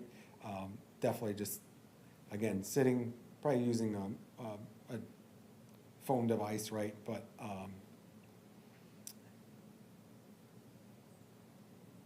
But very, very user-friendly for that. This one does have the monkey bars as well, that would attract them, as well as that cargo net, likely to be utilized by that teenage group. The port in place, again, in this option is around those adaptive areas that one could utilize. That might be, more towards someone that in a wheelchair or might have less mobility.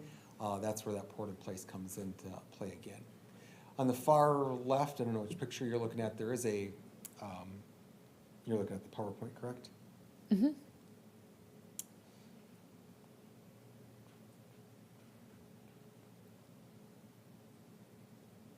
On the far right, there is like it looks like a tic-tac board kind of, that is like, it is for sensory, again. It kind of gives kids or students ability to utilize the playground at its fullest. How do you get from one place to the next? It's kind of like an ability chart, being able to utilize that as kind of a maze type situation, but also just a way from getting from one thing to the next, and different avenues with that as well.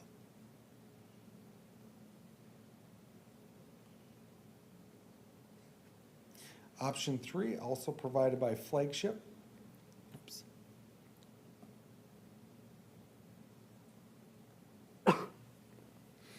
Offers a double tower with 2 slides, the tallest slide being approximately 12 feet tall. Both towers are connected by the means of an elevated tunnel. This structure offers a number of climbing options, access to the tower and additional to a separate forge climber. A zip line, 6 swings, and multiple spinners add play features for active kids, while the fox den again provides a place for users to lay and relax. Several sensory features are also incorporated throughout the site as well. 4 benches are installed throughout the area for additional seating for parents, visitors. Again, the total equipment cost for this one is approximately $223,000 for a total price around $298,000. Could you advance to that picture, please? Kid, what? Oh, sorry, you guys can't see it.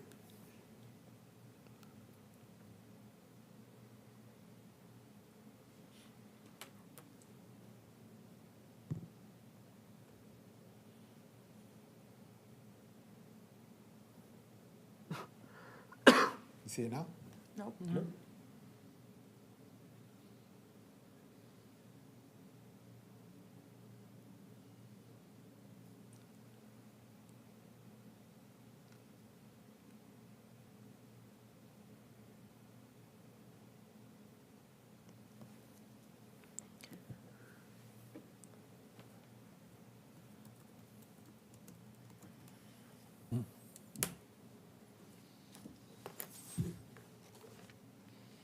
Kind of hard.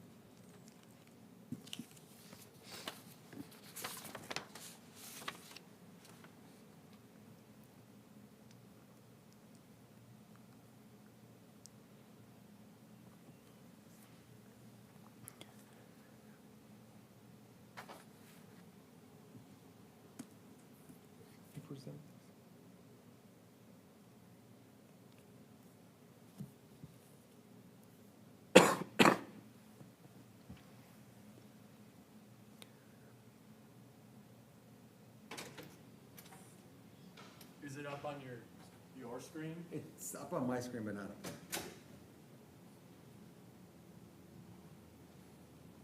Do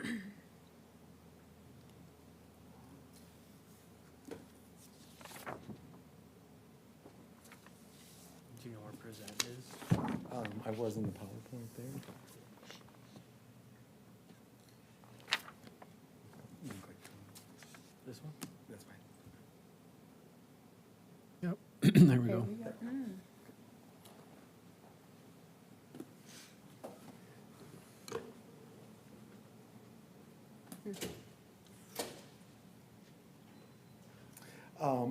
Again, with this one, just a couple additional features with our teenagers would probably be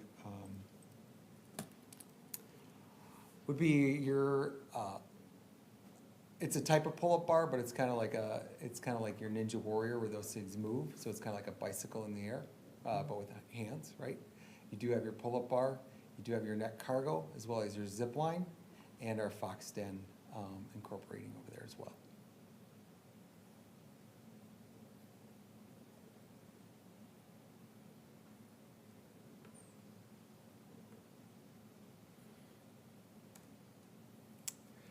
Option 4, similar to option 3, with the tower structure and slides. Actually, the tower is very similar, and I think just a different color option in this, which we can change at any time. This option offers a separate crab tree climbing structure, which has multiple access point and challenges. This structure is ADA compliant and has multiple climbing routes. Additional music chimes offers a means of sensory play, while Seesaw, a topsy spinner, and a 6-seat swing offer means of active play. 3 benches were installed around the play structure in this portion, in this option for parents and visitors.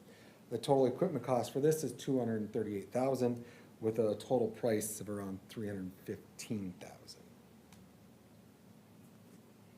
So probably our most expensive option. This structure here alone offers, it can hold up to like 60-some kids at one time. So it does offer almost a playground in itself, right? Our structure up here has a height level of about, or a play level of about 12 feet.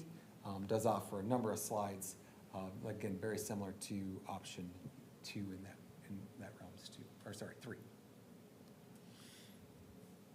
Our topsy spinner, as well as our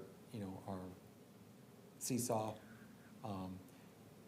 Number of swings, again, adaptable swings, similar to what we have in a number of our parks as well. A child swing on the end.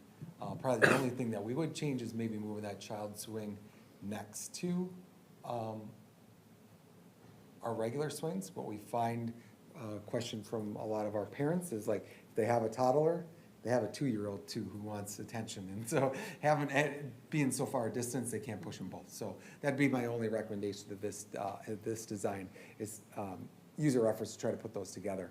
Again, that bar is lower for the means of like the hitting distance of that toddler swing isn't gonna be as much, so you wouldn't be able to put anything out there just because of that area, that zone, of that fall area as well, so. Our supplier on this did note, this is all wood chips on here, recommendation instead of poured in place on certain areas, like end slides, under swings, a cheaper roll with that would be just the rubber mats. Rubber mats are approximately $200 that you'd put under each individual swing. They'd be less for, just because of the distance under the slides. And those are those wear areas where those chips move a lot or get kicked around. So that is their recommendation with that, just because of the high cost of that poured in place for those specific areas. A lot of time poured in place does have a direction. So just individually putting it under items doesn't help with the ability to get somewhere, right? So Adam, I have a question. So the crab walk, that structure on the left? Yep. It's ADA compliant, but there's wood chips underneath. So would you do a sidewalk that would lead up to this right by that? So it's more accessible to people? You could. The wood chips are ADA compliant as well. So, the poured in place is probably more user-friendly for somebody that might be restricted to a wheelchair or a mobility device that, had to get through that. But wood chips do meet standards by the National Park and Recs Association for ADA compliance. Okay, thank you.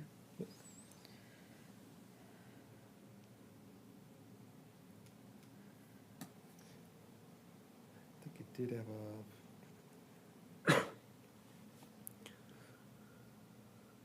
Oops.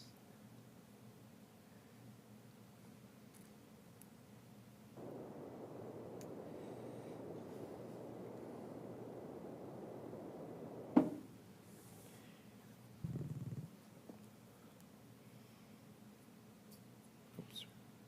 I just wanted to show you a live picture of that crap.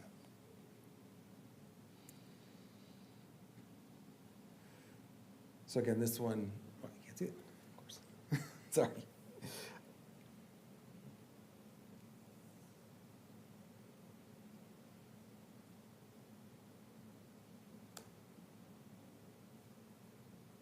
Okay, and then option 5. Option 5 was offered by St. Croix Recreational. This is a 24-foot high double tower with 7 slides. The towers are connected by the means of an elevated rope tunnel.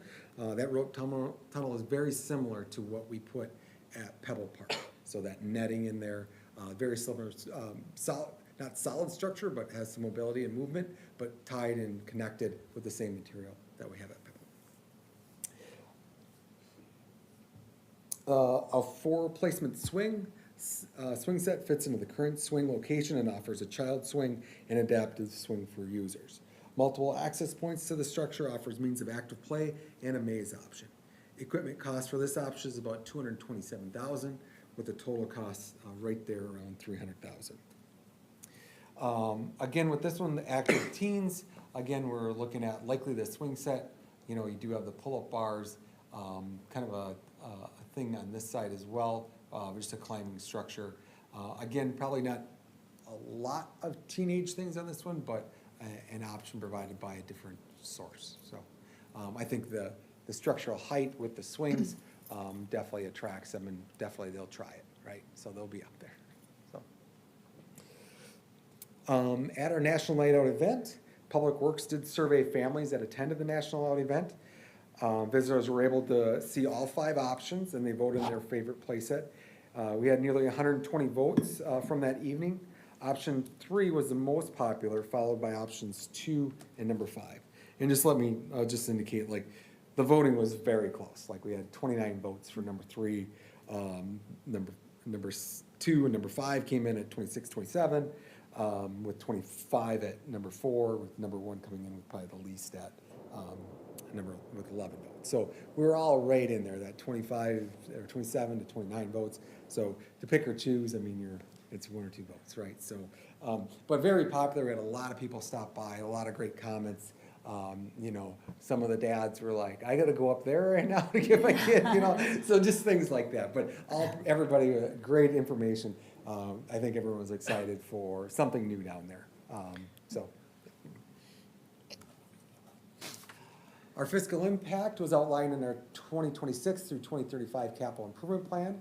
The items are funded through the Parks Dedication Fund, while operations and maintenance are funded through the Public Works Department. So future maintenance of this park, that's where that would come through. The current CIP has $300,000 allotted for the replacement of the Lions Park playground set. Our flagship did offer me a port-in-place option for option number 3, if you were to do the whole thing. It does increase the price about $110,000. So you're looking at about a 400 and, you know, I could probably get the exact number, but you're looking at over $400,000 to do a port-in-place for the whole, that whole square footage area. Now, they've expanded that square footage area.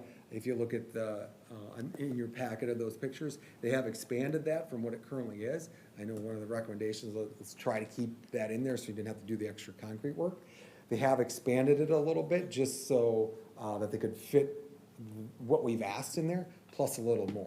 And you'll see like through their the items that they have in there, they have included additional items. They're literally probably a little or no cost. And it kind of really does offset that cost for that concrete that you're initiating in there. So if it's $35,000 in concrete, there's probably $35,000 worth of extra amenities in there. If it'd be benches or you know, a spinner or something on that nature added in there just because of that square footage as well. If we do pick one of those options, we do have to work with that vendor as far as placement. If anyone's looked at our Washington County plat on that, the structural lines of that are really skewed. So the current playground set does go into the neighboring property right now, so expanding that in there probably isn't an option unless there's variance and easement for the city to build in there, right? So we would have to work with them in order to make that happen, not only the builders, but our vendor as well, our builders, or the property owners as well as our vendor as well. Just talking with them, we could move closer to the pickleball, or we do have extra room in there where that fountain and where that merry-go-round was, to expand that in the other direction as well. With that, I'll take any questions or recommendation. Again, our recommendation is going to City Council to purchase and install a new playground set at Lions Park. And my recommendation would be not to exceed our current price.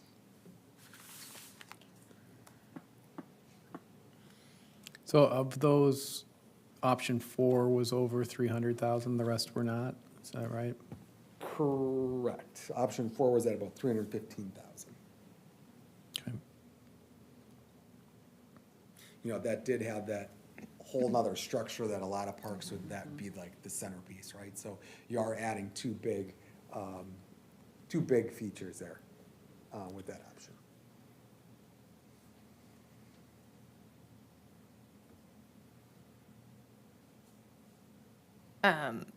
This question just came to me, Adam, and I recognize that a little more sensitive to this right now tonight. But do you know, have any, for those musical sensory features? I mean, when I have seen them and played with them, like, I've really enjoyed them. But do you know, are there like, are people sensitive to that? Like neighbors? Do we know how far that noise carries? Anything like that? If you want, I could play it again. I don't know if you heard it the first time. Yeah. Of what, Kind of like wind chimes. yeah, they're kind of more of like a wind chime, right? With that, so there wasn't any discussion in regards to that with the vendor. with regards to any complaints or issues with that, but Okay. I would not think that it's any louder than kid noise. Okay. So given option 4 is over 300,000, I mean, would they be completely off the table, or like, would we go, if we wanted to choose that one to recommend, would we go back to them and, No, you're just going over your CIP allotted amount. So you initially, we put $300,000 in the CIP for that. We do have money in our Parks Dedication Fund. I didn't bring our balance with us tonight, but there is funds in there. I think, correct me if I'm wrong, but I think in Cleiss, I think we increased the value of it. I think it was initially at 150,000, and I think we went up to, don't quote me, with the trail and everything, I think maybe 200,000 or something. oh, okay. So we could exceed that, knowing that there's money there. We just need to be fiscally responsible as well. Yeah, okay.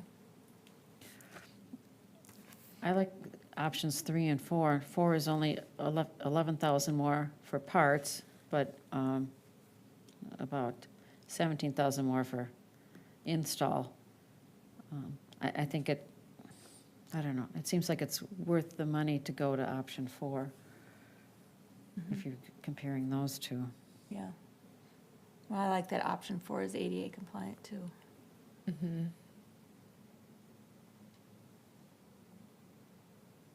And both 3 and 4 have benches, which I think is a nice amenity to have.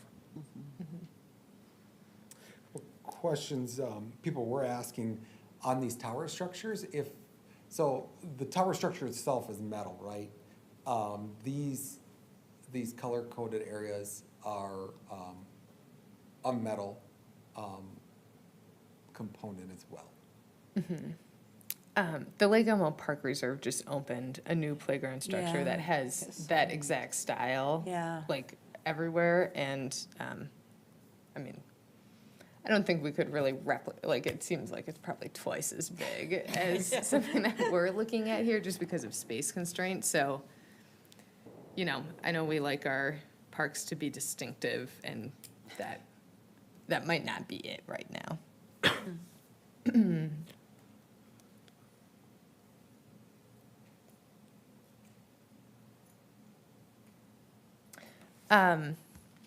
Do we have a motion? Someone wants to propose?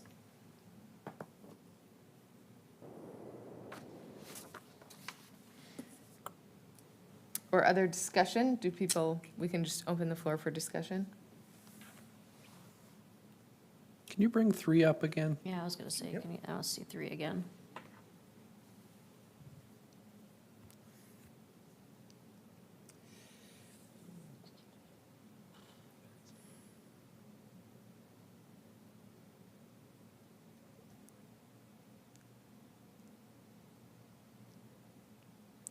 I think I had a picture of that.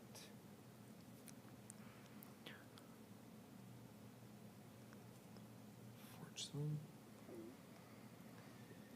These are a sensory thing as well. They turn, but it's also kind of like a, Oh, it's got a ball in there. yep, you move things around inside of them. Is option 3 the only one with the zip line? Option 2 had one Oh, did it? ADA Okay. compliant, one seat, and the other one as well.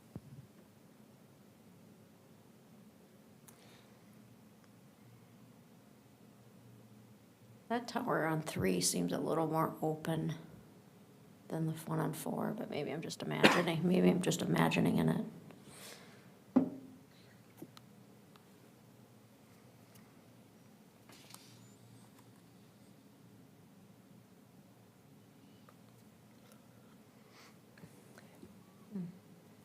That crab trap, is that a relatively new thing that's out there, or is it just, you know, something that we haven't seen before? I don't recall her saying like, or a vendor, sorry, saying when they initially came out with that. I think you look at some of those materials as far as that cable and netting, those are all probably fairly new within like the last 5-7 years. Again, they do numerous testings and have testing sites where they do a lot of these things. So, you know, to say that style and that, you know, architecture of what that is, it's probably been in the market for, 5 to 7 years or something like that. It's probably just really, you're probably really just starting to see it. My school added one about 3 years ago. Okay. Did you test it? Oh, very fun. I do recommend it. Personal experience. I think no matter which park we pick, little kids and everyone's basically going to use it and try it out. I think really for the teenage thing, I do think that the physical equipment is definitely, it's going to attract them because they're going to be like, oh, I can definitely do more pull-ups than you or something like that, and ego, whatever. But I don't think it can really retain people at the park very long. I think after a baseball game, kids might go over and be like, let's play on this pull-up bar for some time. But then after a while, I think what you were saying earlier about how like the building's taller, so it kind of like, it's got like the sparkly aspect to it. I think that'd be better for like retaining older people at the park. Like there's almost like a challenge to the park with the height.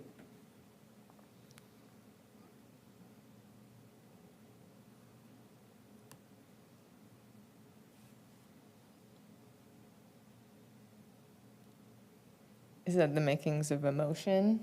Or do you have anyone else that has questions or wants to make a motion?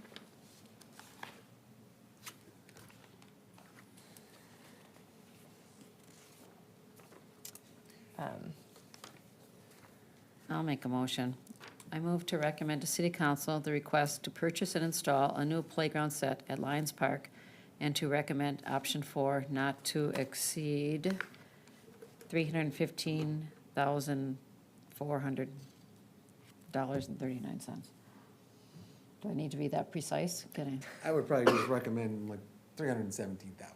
Okay. I'll amend that then. Not to exceed 370. It said 17. In the- 17. In the basis of maybe we, option 1 has a shade structure on top, right?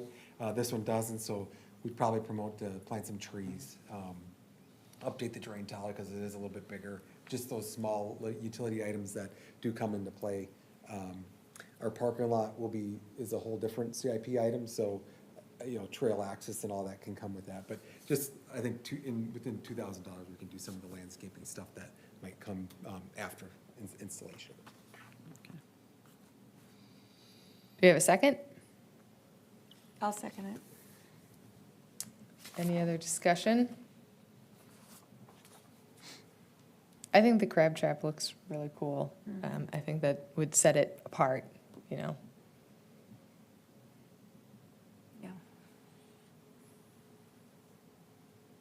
Okay, I'll call the question then. The motion on the floor is to move to recommend to City Council the request to purchase and install a new playground set at Lions Park and to recommend option number 4 not to exceed $317,000. All in favor? Aye. Aye.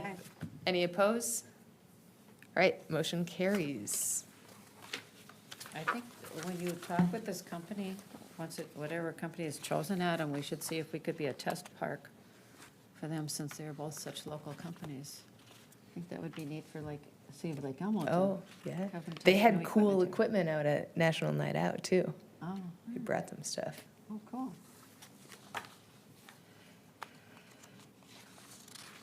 Next agenda item is the park's service level discussion.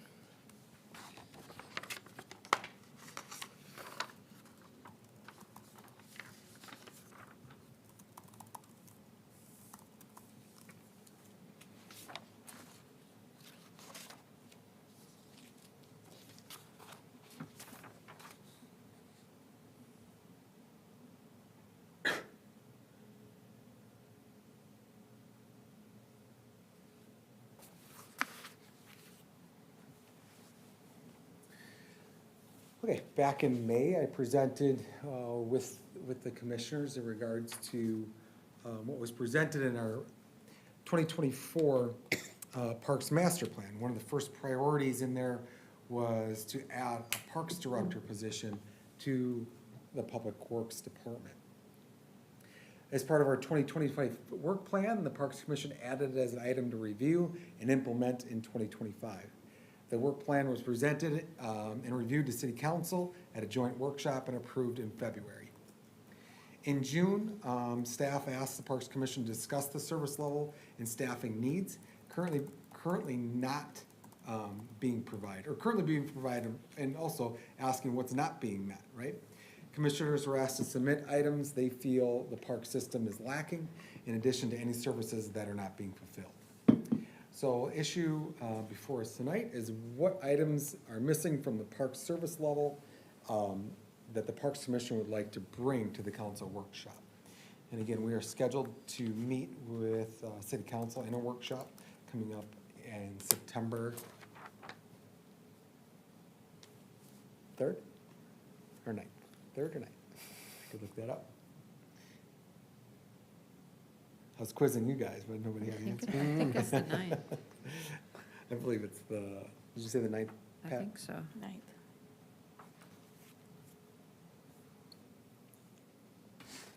So, we'll find that. So, so I asked commissioners to send me items that they wanted to add to this list, or what they thought this person or position could carry.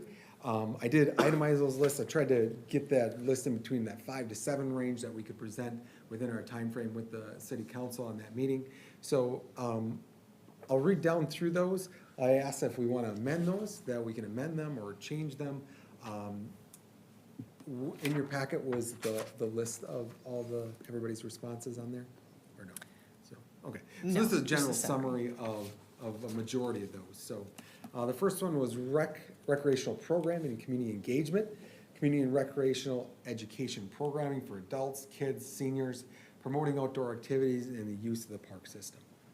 Second one was grant writing, explore and secure additional funding sources, mechanisms and partners, identifying and applying and securing park funding via various means. The third one was increased community communication with the use of trails, parks, through the community website, providing additional opportunities, events, and even volunteer opportunities. Making a long-range strategic plan, so that, which would include our parks, improving our parks, the expansions, any new facilities, just creating that larger scope of what our park system is gonna look like, not only in 2 years, 5 years, 10 years, implementing our next Parks Master Plan, what to include in that, what to make vital use of our recreational areas, right? The fourth one there, coordinating, developing, and implementing a city trail network, including a greater interconnectivity and year-round accessibility. I think there was a number of you that mentioned that, you know, about every year we talk about trail connectivity at some point, but I think this is more pushing towards a number of things, not only year-round accessibility, so that brings in, you know, plowing trails, or accessibility, like making them come out to crosswalks, which has been a conversation as well. So just really having that person be a head coordinator for some of those discussions. Environmental stewardship, managing sustainability initiatives, conservation efforts, and urban forestry programs. So I know we've had a number of conversations, not only in regards to invasive species, but planting more trees. And I think that's where this conversation was going, is kind of finding someone or giving them more directive to really manage and push those initiatives, or offer them up or get them started, right? So with that, I'm open for discussion of any changes or amendments to these items that we want to share with City Council on the 9th. So. Okay, questions for Adam or thoughts, discussion? These are not in any priority, is that correct? They are not. Nope, nope. I really just took those that did respond. I did just take them down through, and several of them are just combined, like even the recreational programming is just, you know, educational programming, and that outdoor activities was just part of that programming part, right? I feel like this list captures things pretty well. Yeah. I'm just wondering on the second one, Adam, where it says grant writing, maybe maybe a little more, I don't wanna say vague, but global, maybe just like more like funding opportunities, or Agreed. establish funding opportunities, or because there's many ways to secure funds besides writing grants, so. Grants, just one of them. Right, so just a little bit more global, maybe for that one. But they're all, I think the key when I looked at this list is they're all important and they all deserve priority. But it would be finding somebody that can, but they all tie together, and I think that's kind of maybe the missing piece is that this position would kind of try to tie them all together. Yeah, find some synergies.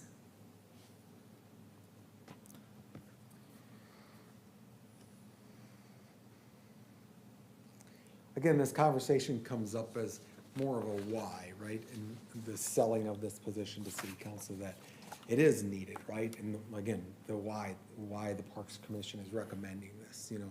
If you listen to the most recent city council meeting where we talk about budgets, you know, this position comes into that play of like, can the city afford it, right? And so, again, when we talk about these things, we'll have that opportunity on the 9th, and I open that up to many of you to express your feelings, your thoughts, your history of the town, of expressing the why we need that, right? Because, you know, there's a long discussion on the budget and how we're gonna meet our expectations. And, you know, when those prices go up, that affects everybody in the community, right? So, you know, I really, again, express to you guys, like, the why and the sale of what this position will be for the community and how it will really help that, so.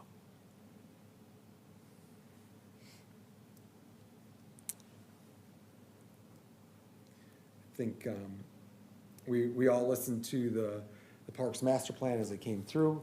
You know, had a member of the Parks Commission well, actually 2 members of the Parks Commission that were on the board as well, advisory group, at that time.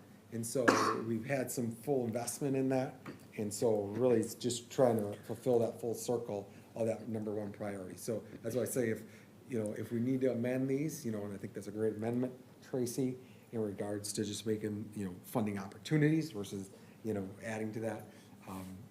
But that bigger picture of that why and the means of selling that to make sure, you know, if that's what still our desire is, our need is, right?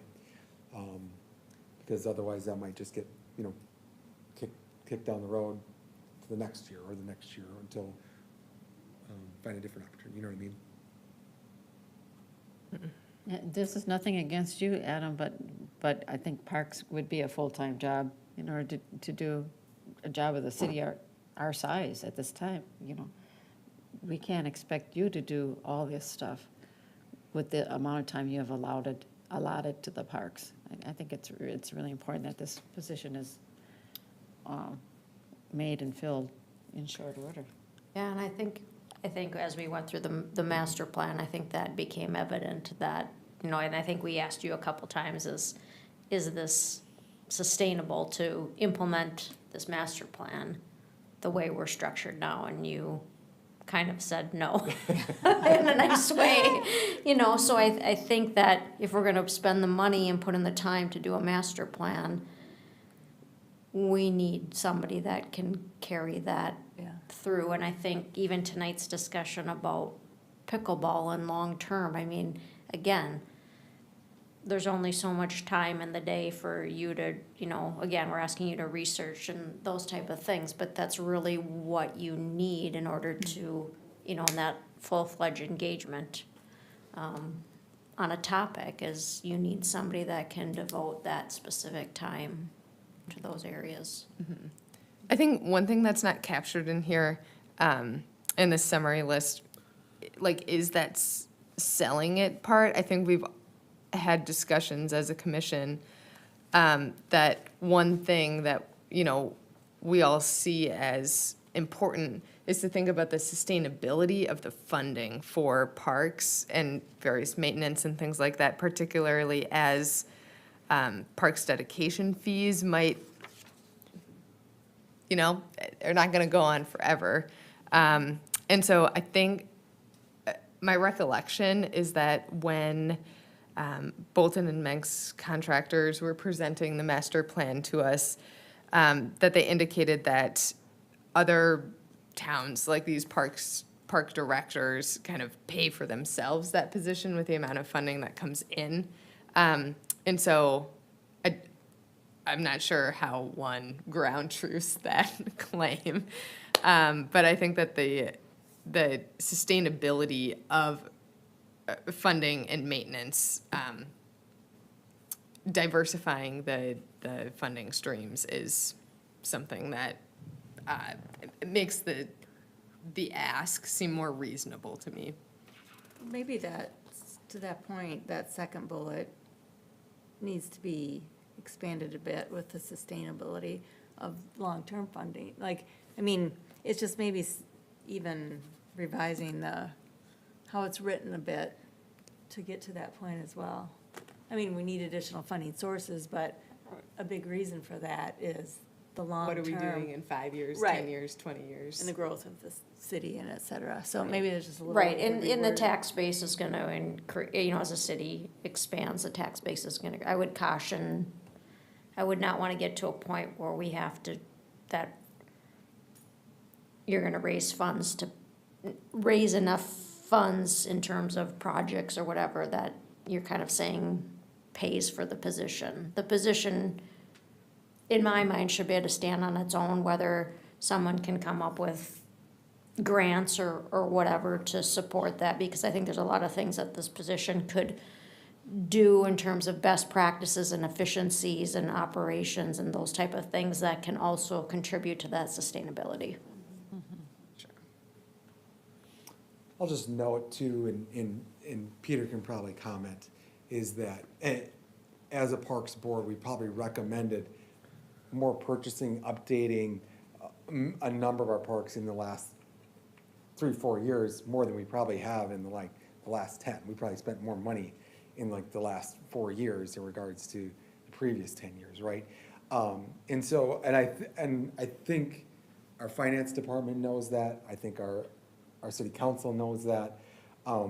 And so they might, and just to give you the inkling, they might tell you to start reeling things in a little bit and start to think about that financial aspect of it, right? Because our finance side is looking at, putting aside money, like, having the community put aside money so we're not just funded by the, development, right? And so that will increase that amount. But what is that amount?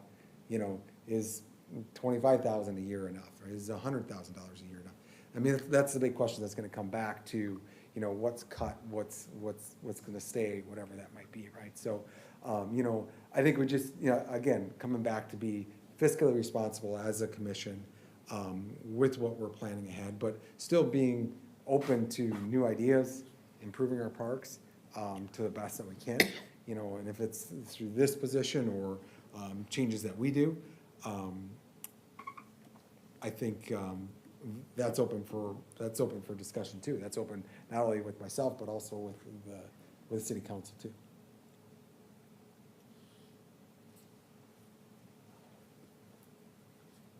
I always say that because, with the pickleball courts, right? We spend a lot of money on those. Our playground sets, we spend a lot of money on those, and those have been going, we're on our third year now, right? And so, a lot of money in 3 years, and if you look at our CIP, we have money allotted for the new acreage, we have money allotted for 3 more playground sets. Additional resources here, so, those pavilions, we don't have titles or places for them, but they likely will ask, where do you wanna do that, and, do we need one every 5 years, or every year for the next 5 years?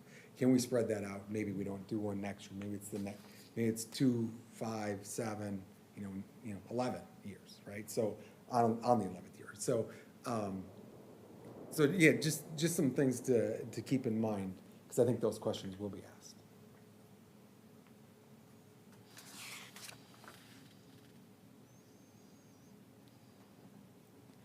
I wonder if we should, under the grant writing one, also, when I go on other city websites with parks, they mention things about gifting or sponsoring different things. Donation. Right, I think, again, that's what I'm saying, funding opportunities, because it could be sponsorships, the city could establish a Parks Foundation, there's many things besides grant, that. So it's just like securing additional funding.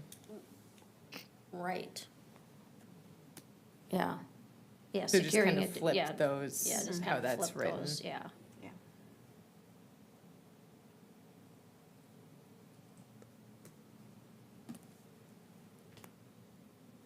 Other discussion?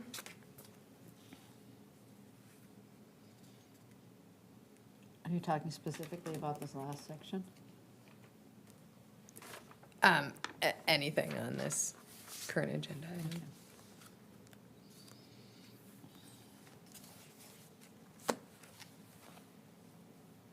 I would ask, is there any other changes besides, definitely the grant writing and the funding opportunities to number 2, where we'd like to change any verbiage or changes on the other 5?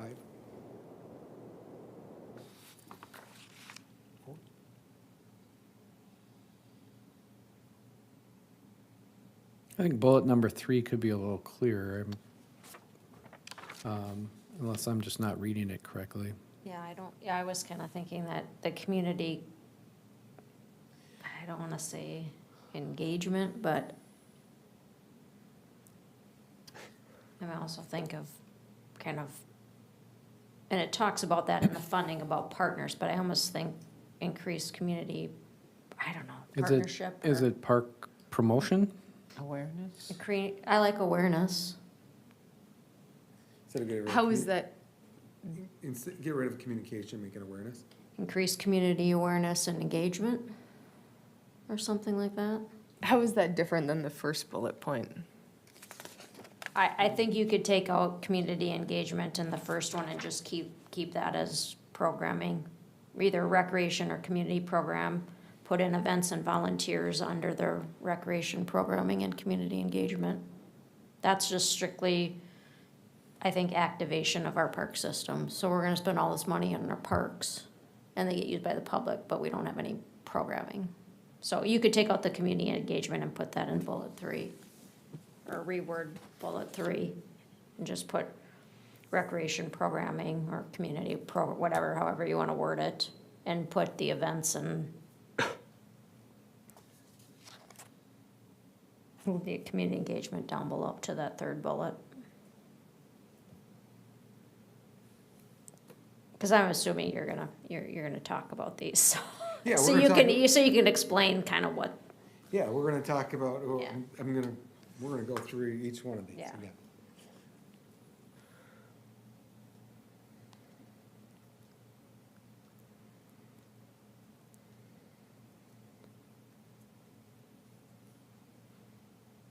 Do you have a question? Oh, is there like, what is the difference between bullet point number 1 and bullet point number 3? I'm just a little bit confused. Number 1 and which one? Number 1 and 3.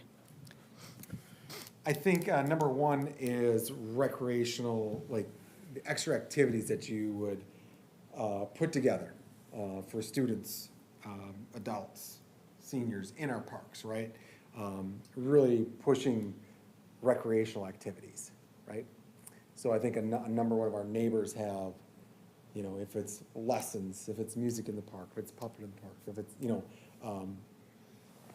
getting seniors out there to do exercise, just things like that, right? Where number 3 would be more like, I know we talked about mapping on our website, right? Of maybe making trails to increase people's physical activity, where it might be, here's a 5-mile stretch that you can go from the Savona area to wherever, come back to Ringwood and make a 5-mile route, or, different colored routes. Just different things like that. I think volunteer opportunities is a lot separate than community programming. Like Tracy had indicated, getting rid of community engagement out of that number 1, and definitely bringing that down to number 3, where that community engagement is that volunteer opportunities.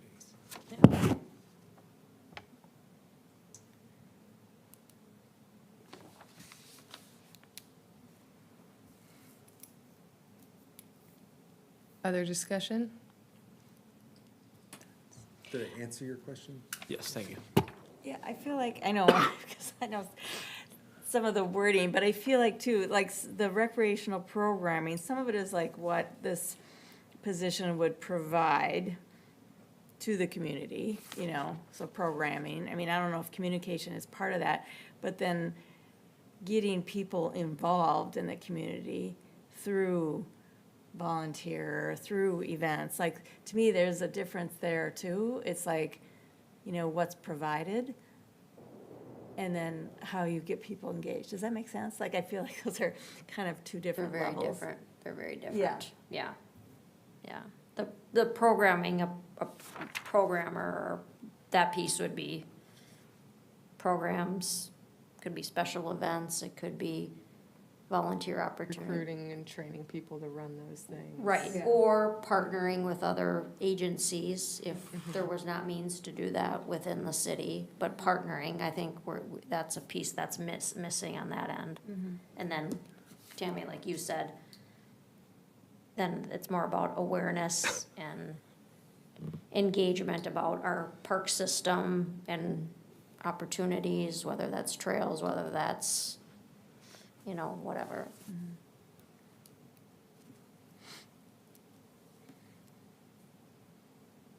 Do you think it'd be more cohesive if we put recreational programming and then the next bullet point is increased community communication and then it jumps into grant writing? Because I think the first two would then be talking about the community and how we can like increase engagement. And then the third one would start talking about funding and other stuff. I think if we jump from programming and the community engagement, jump over to finances and grant writing and then jump back, it could be kind of skewing. Yeah, I mean, it also strikes me that this is separating into like a couple larger bullet points with these sub-bullet points, right? Engagement, funding, planning.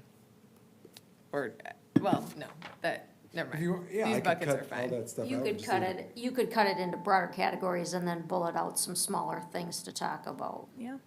But I like the idea about kind of Just organizing it. too. organizing it. I like that idea about kind of the programmatic kind of community piece and then getting into maybe the, you know, either the financial piece and then the strategic, kind of the strategic piece. I think is a good way to tie, so you don't have the council jumping all over the place and trying to go back and forth like we've just done. Yeah.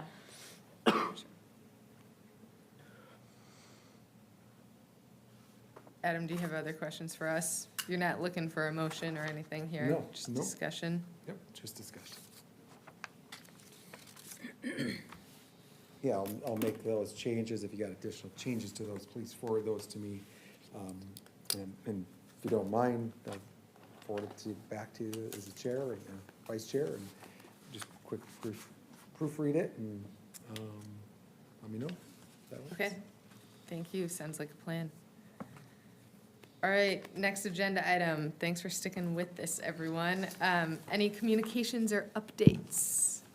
No, just a reminder, on the 9th, we do have that meeting with city council. Again, they set that time aside for us, so if you cannot make that, please let me know, just so that we do have enough to make it for their time as well, right? Because I think there's a number of things on there, so we are allotted likely that 35, 40 minutes, and then they'll move on to the next topic. So during that topic, again, we really want to stress these things, itemize these down, and have a conversation with them. And I hope that's valuable for the Parks Commission. I know we've kind of started in the past, just the last couple of years, really reviewing our plan. But hopefully this adds to that, to just get another face-to-face with them to really set us where we're at, where we'd like to be, and just really addressing our needs, right? Adam, do you have a time for that yet?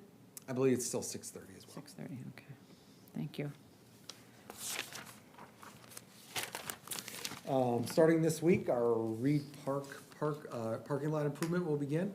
Probably noticed that on if you are connected with our city webpage and our flyer that comes out every Friday. So they'll start that project this week. The park will be closed for vehicle access during that time. It probably will be that 3 to 4 weeks for them to complete that totally. It will still be accessible by foot. So I have informed the baseball associations that use that, as well, that they might have to use other means if it's Legion Avenue, sorry.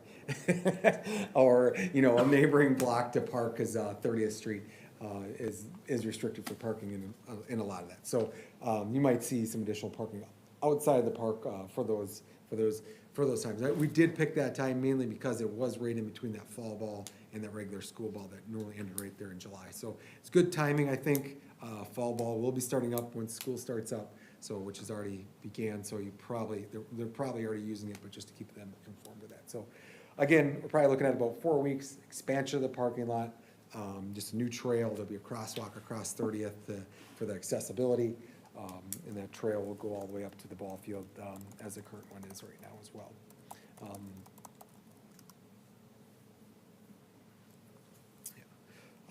Other than that, I'll take any other questions or follow-ups.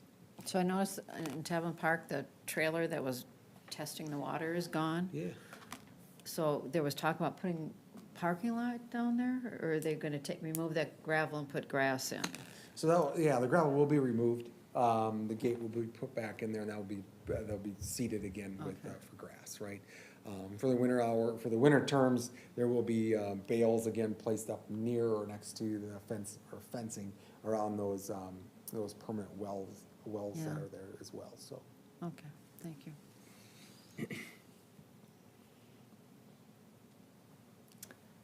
Okay, no other communications? Can I have a motion to adjourn the meeting? I'll make a motion to adjourn. A second? I'll second. All in favor? Aye. Aye. Any opposed? Right. Meeting adjourned. Thanks, everyone. Thanks, Thank That was a lot today. That was a big one. Good job.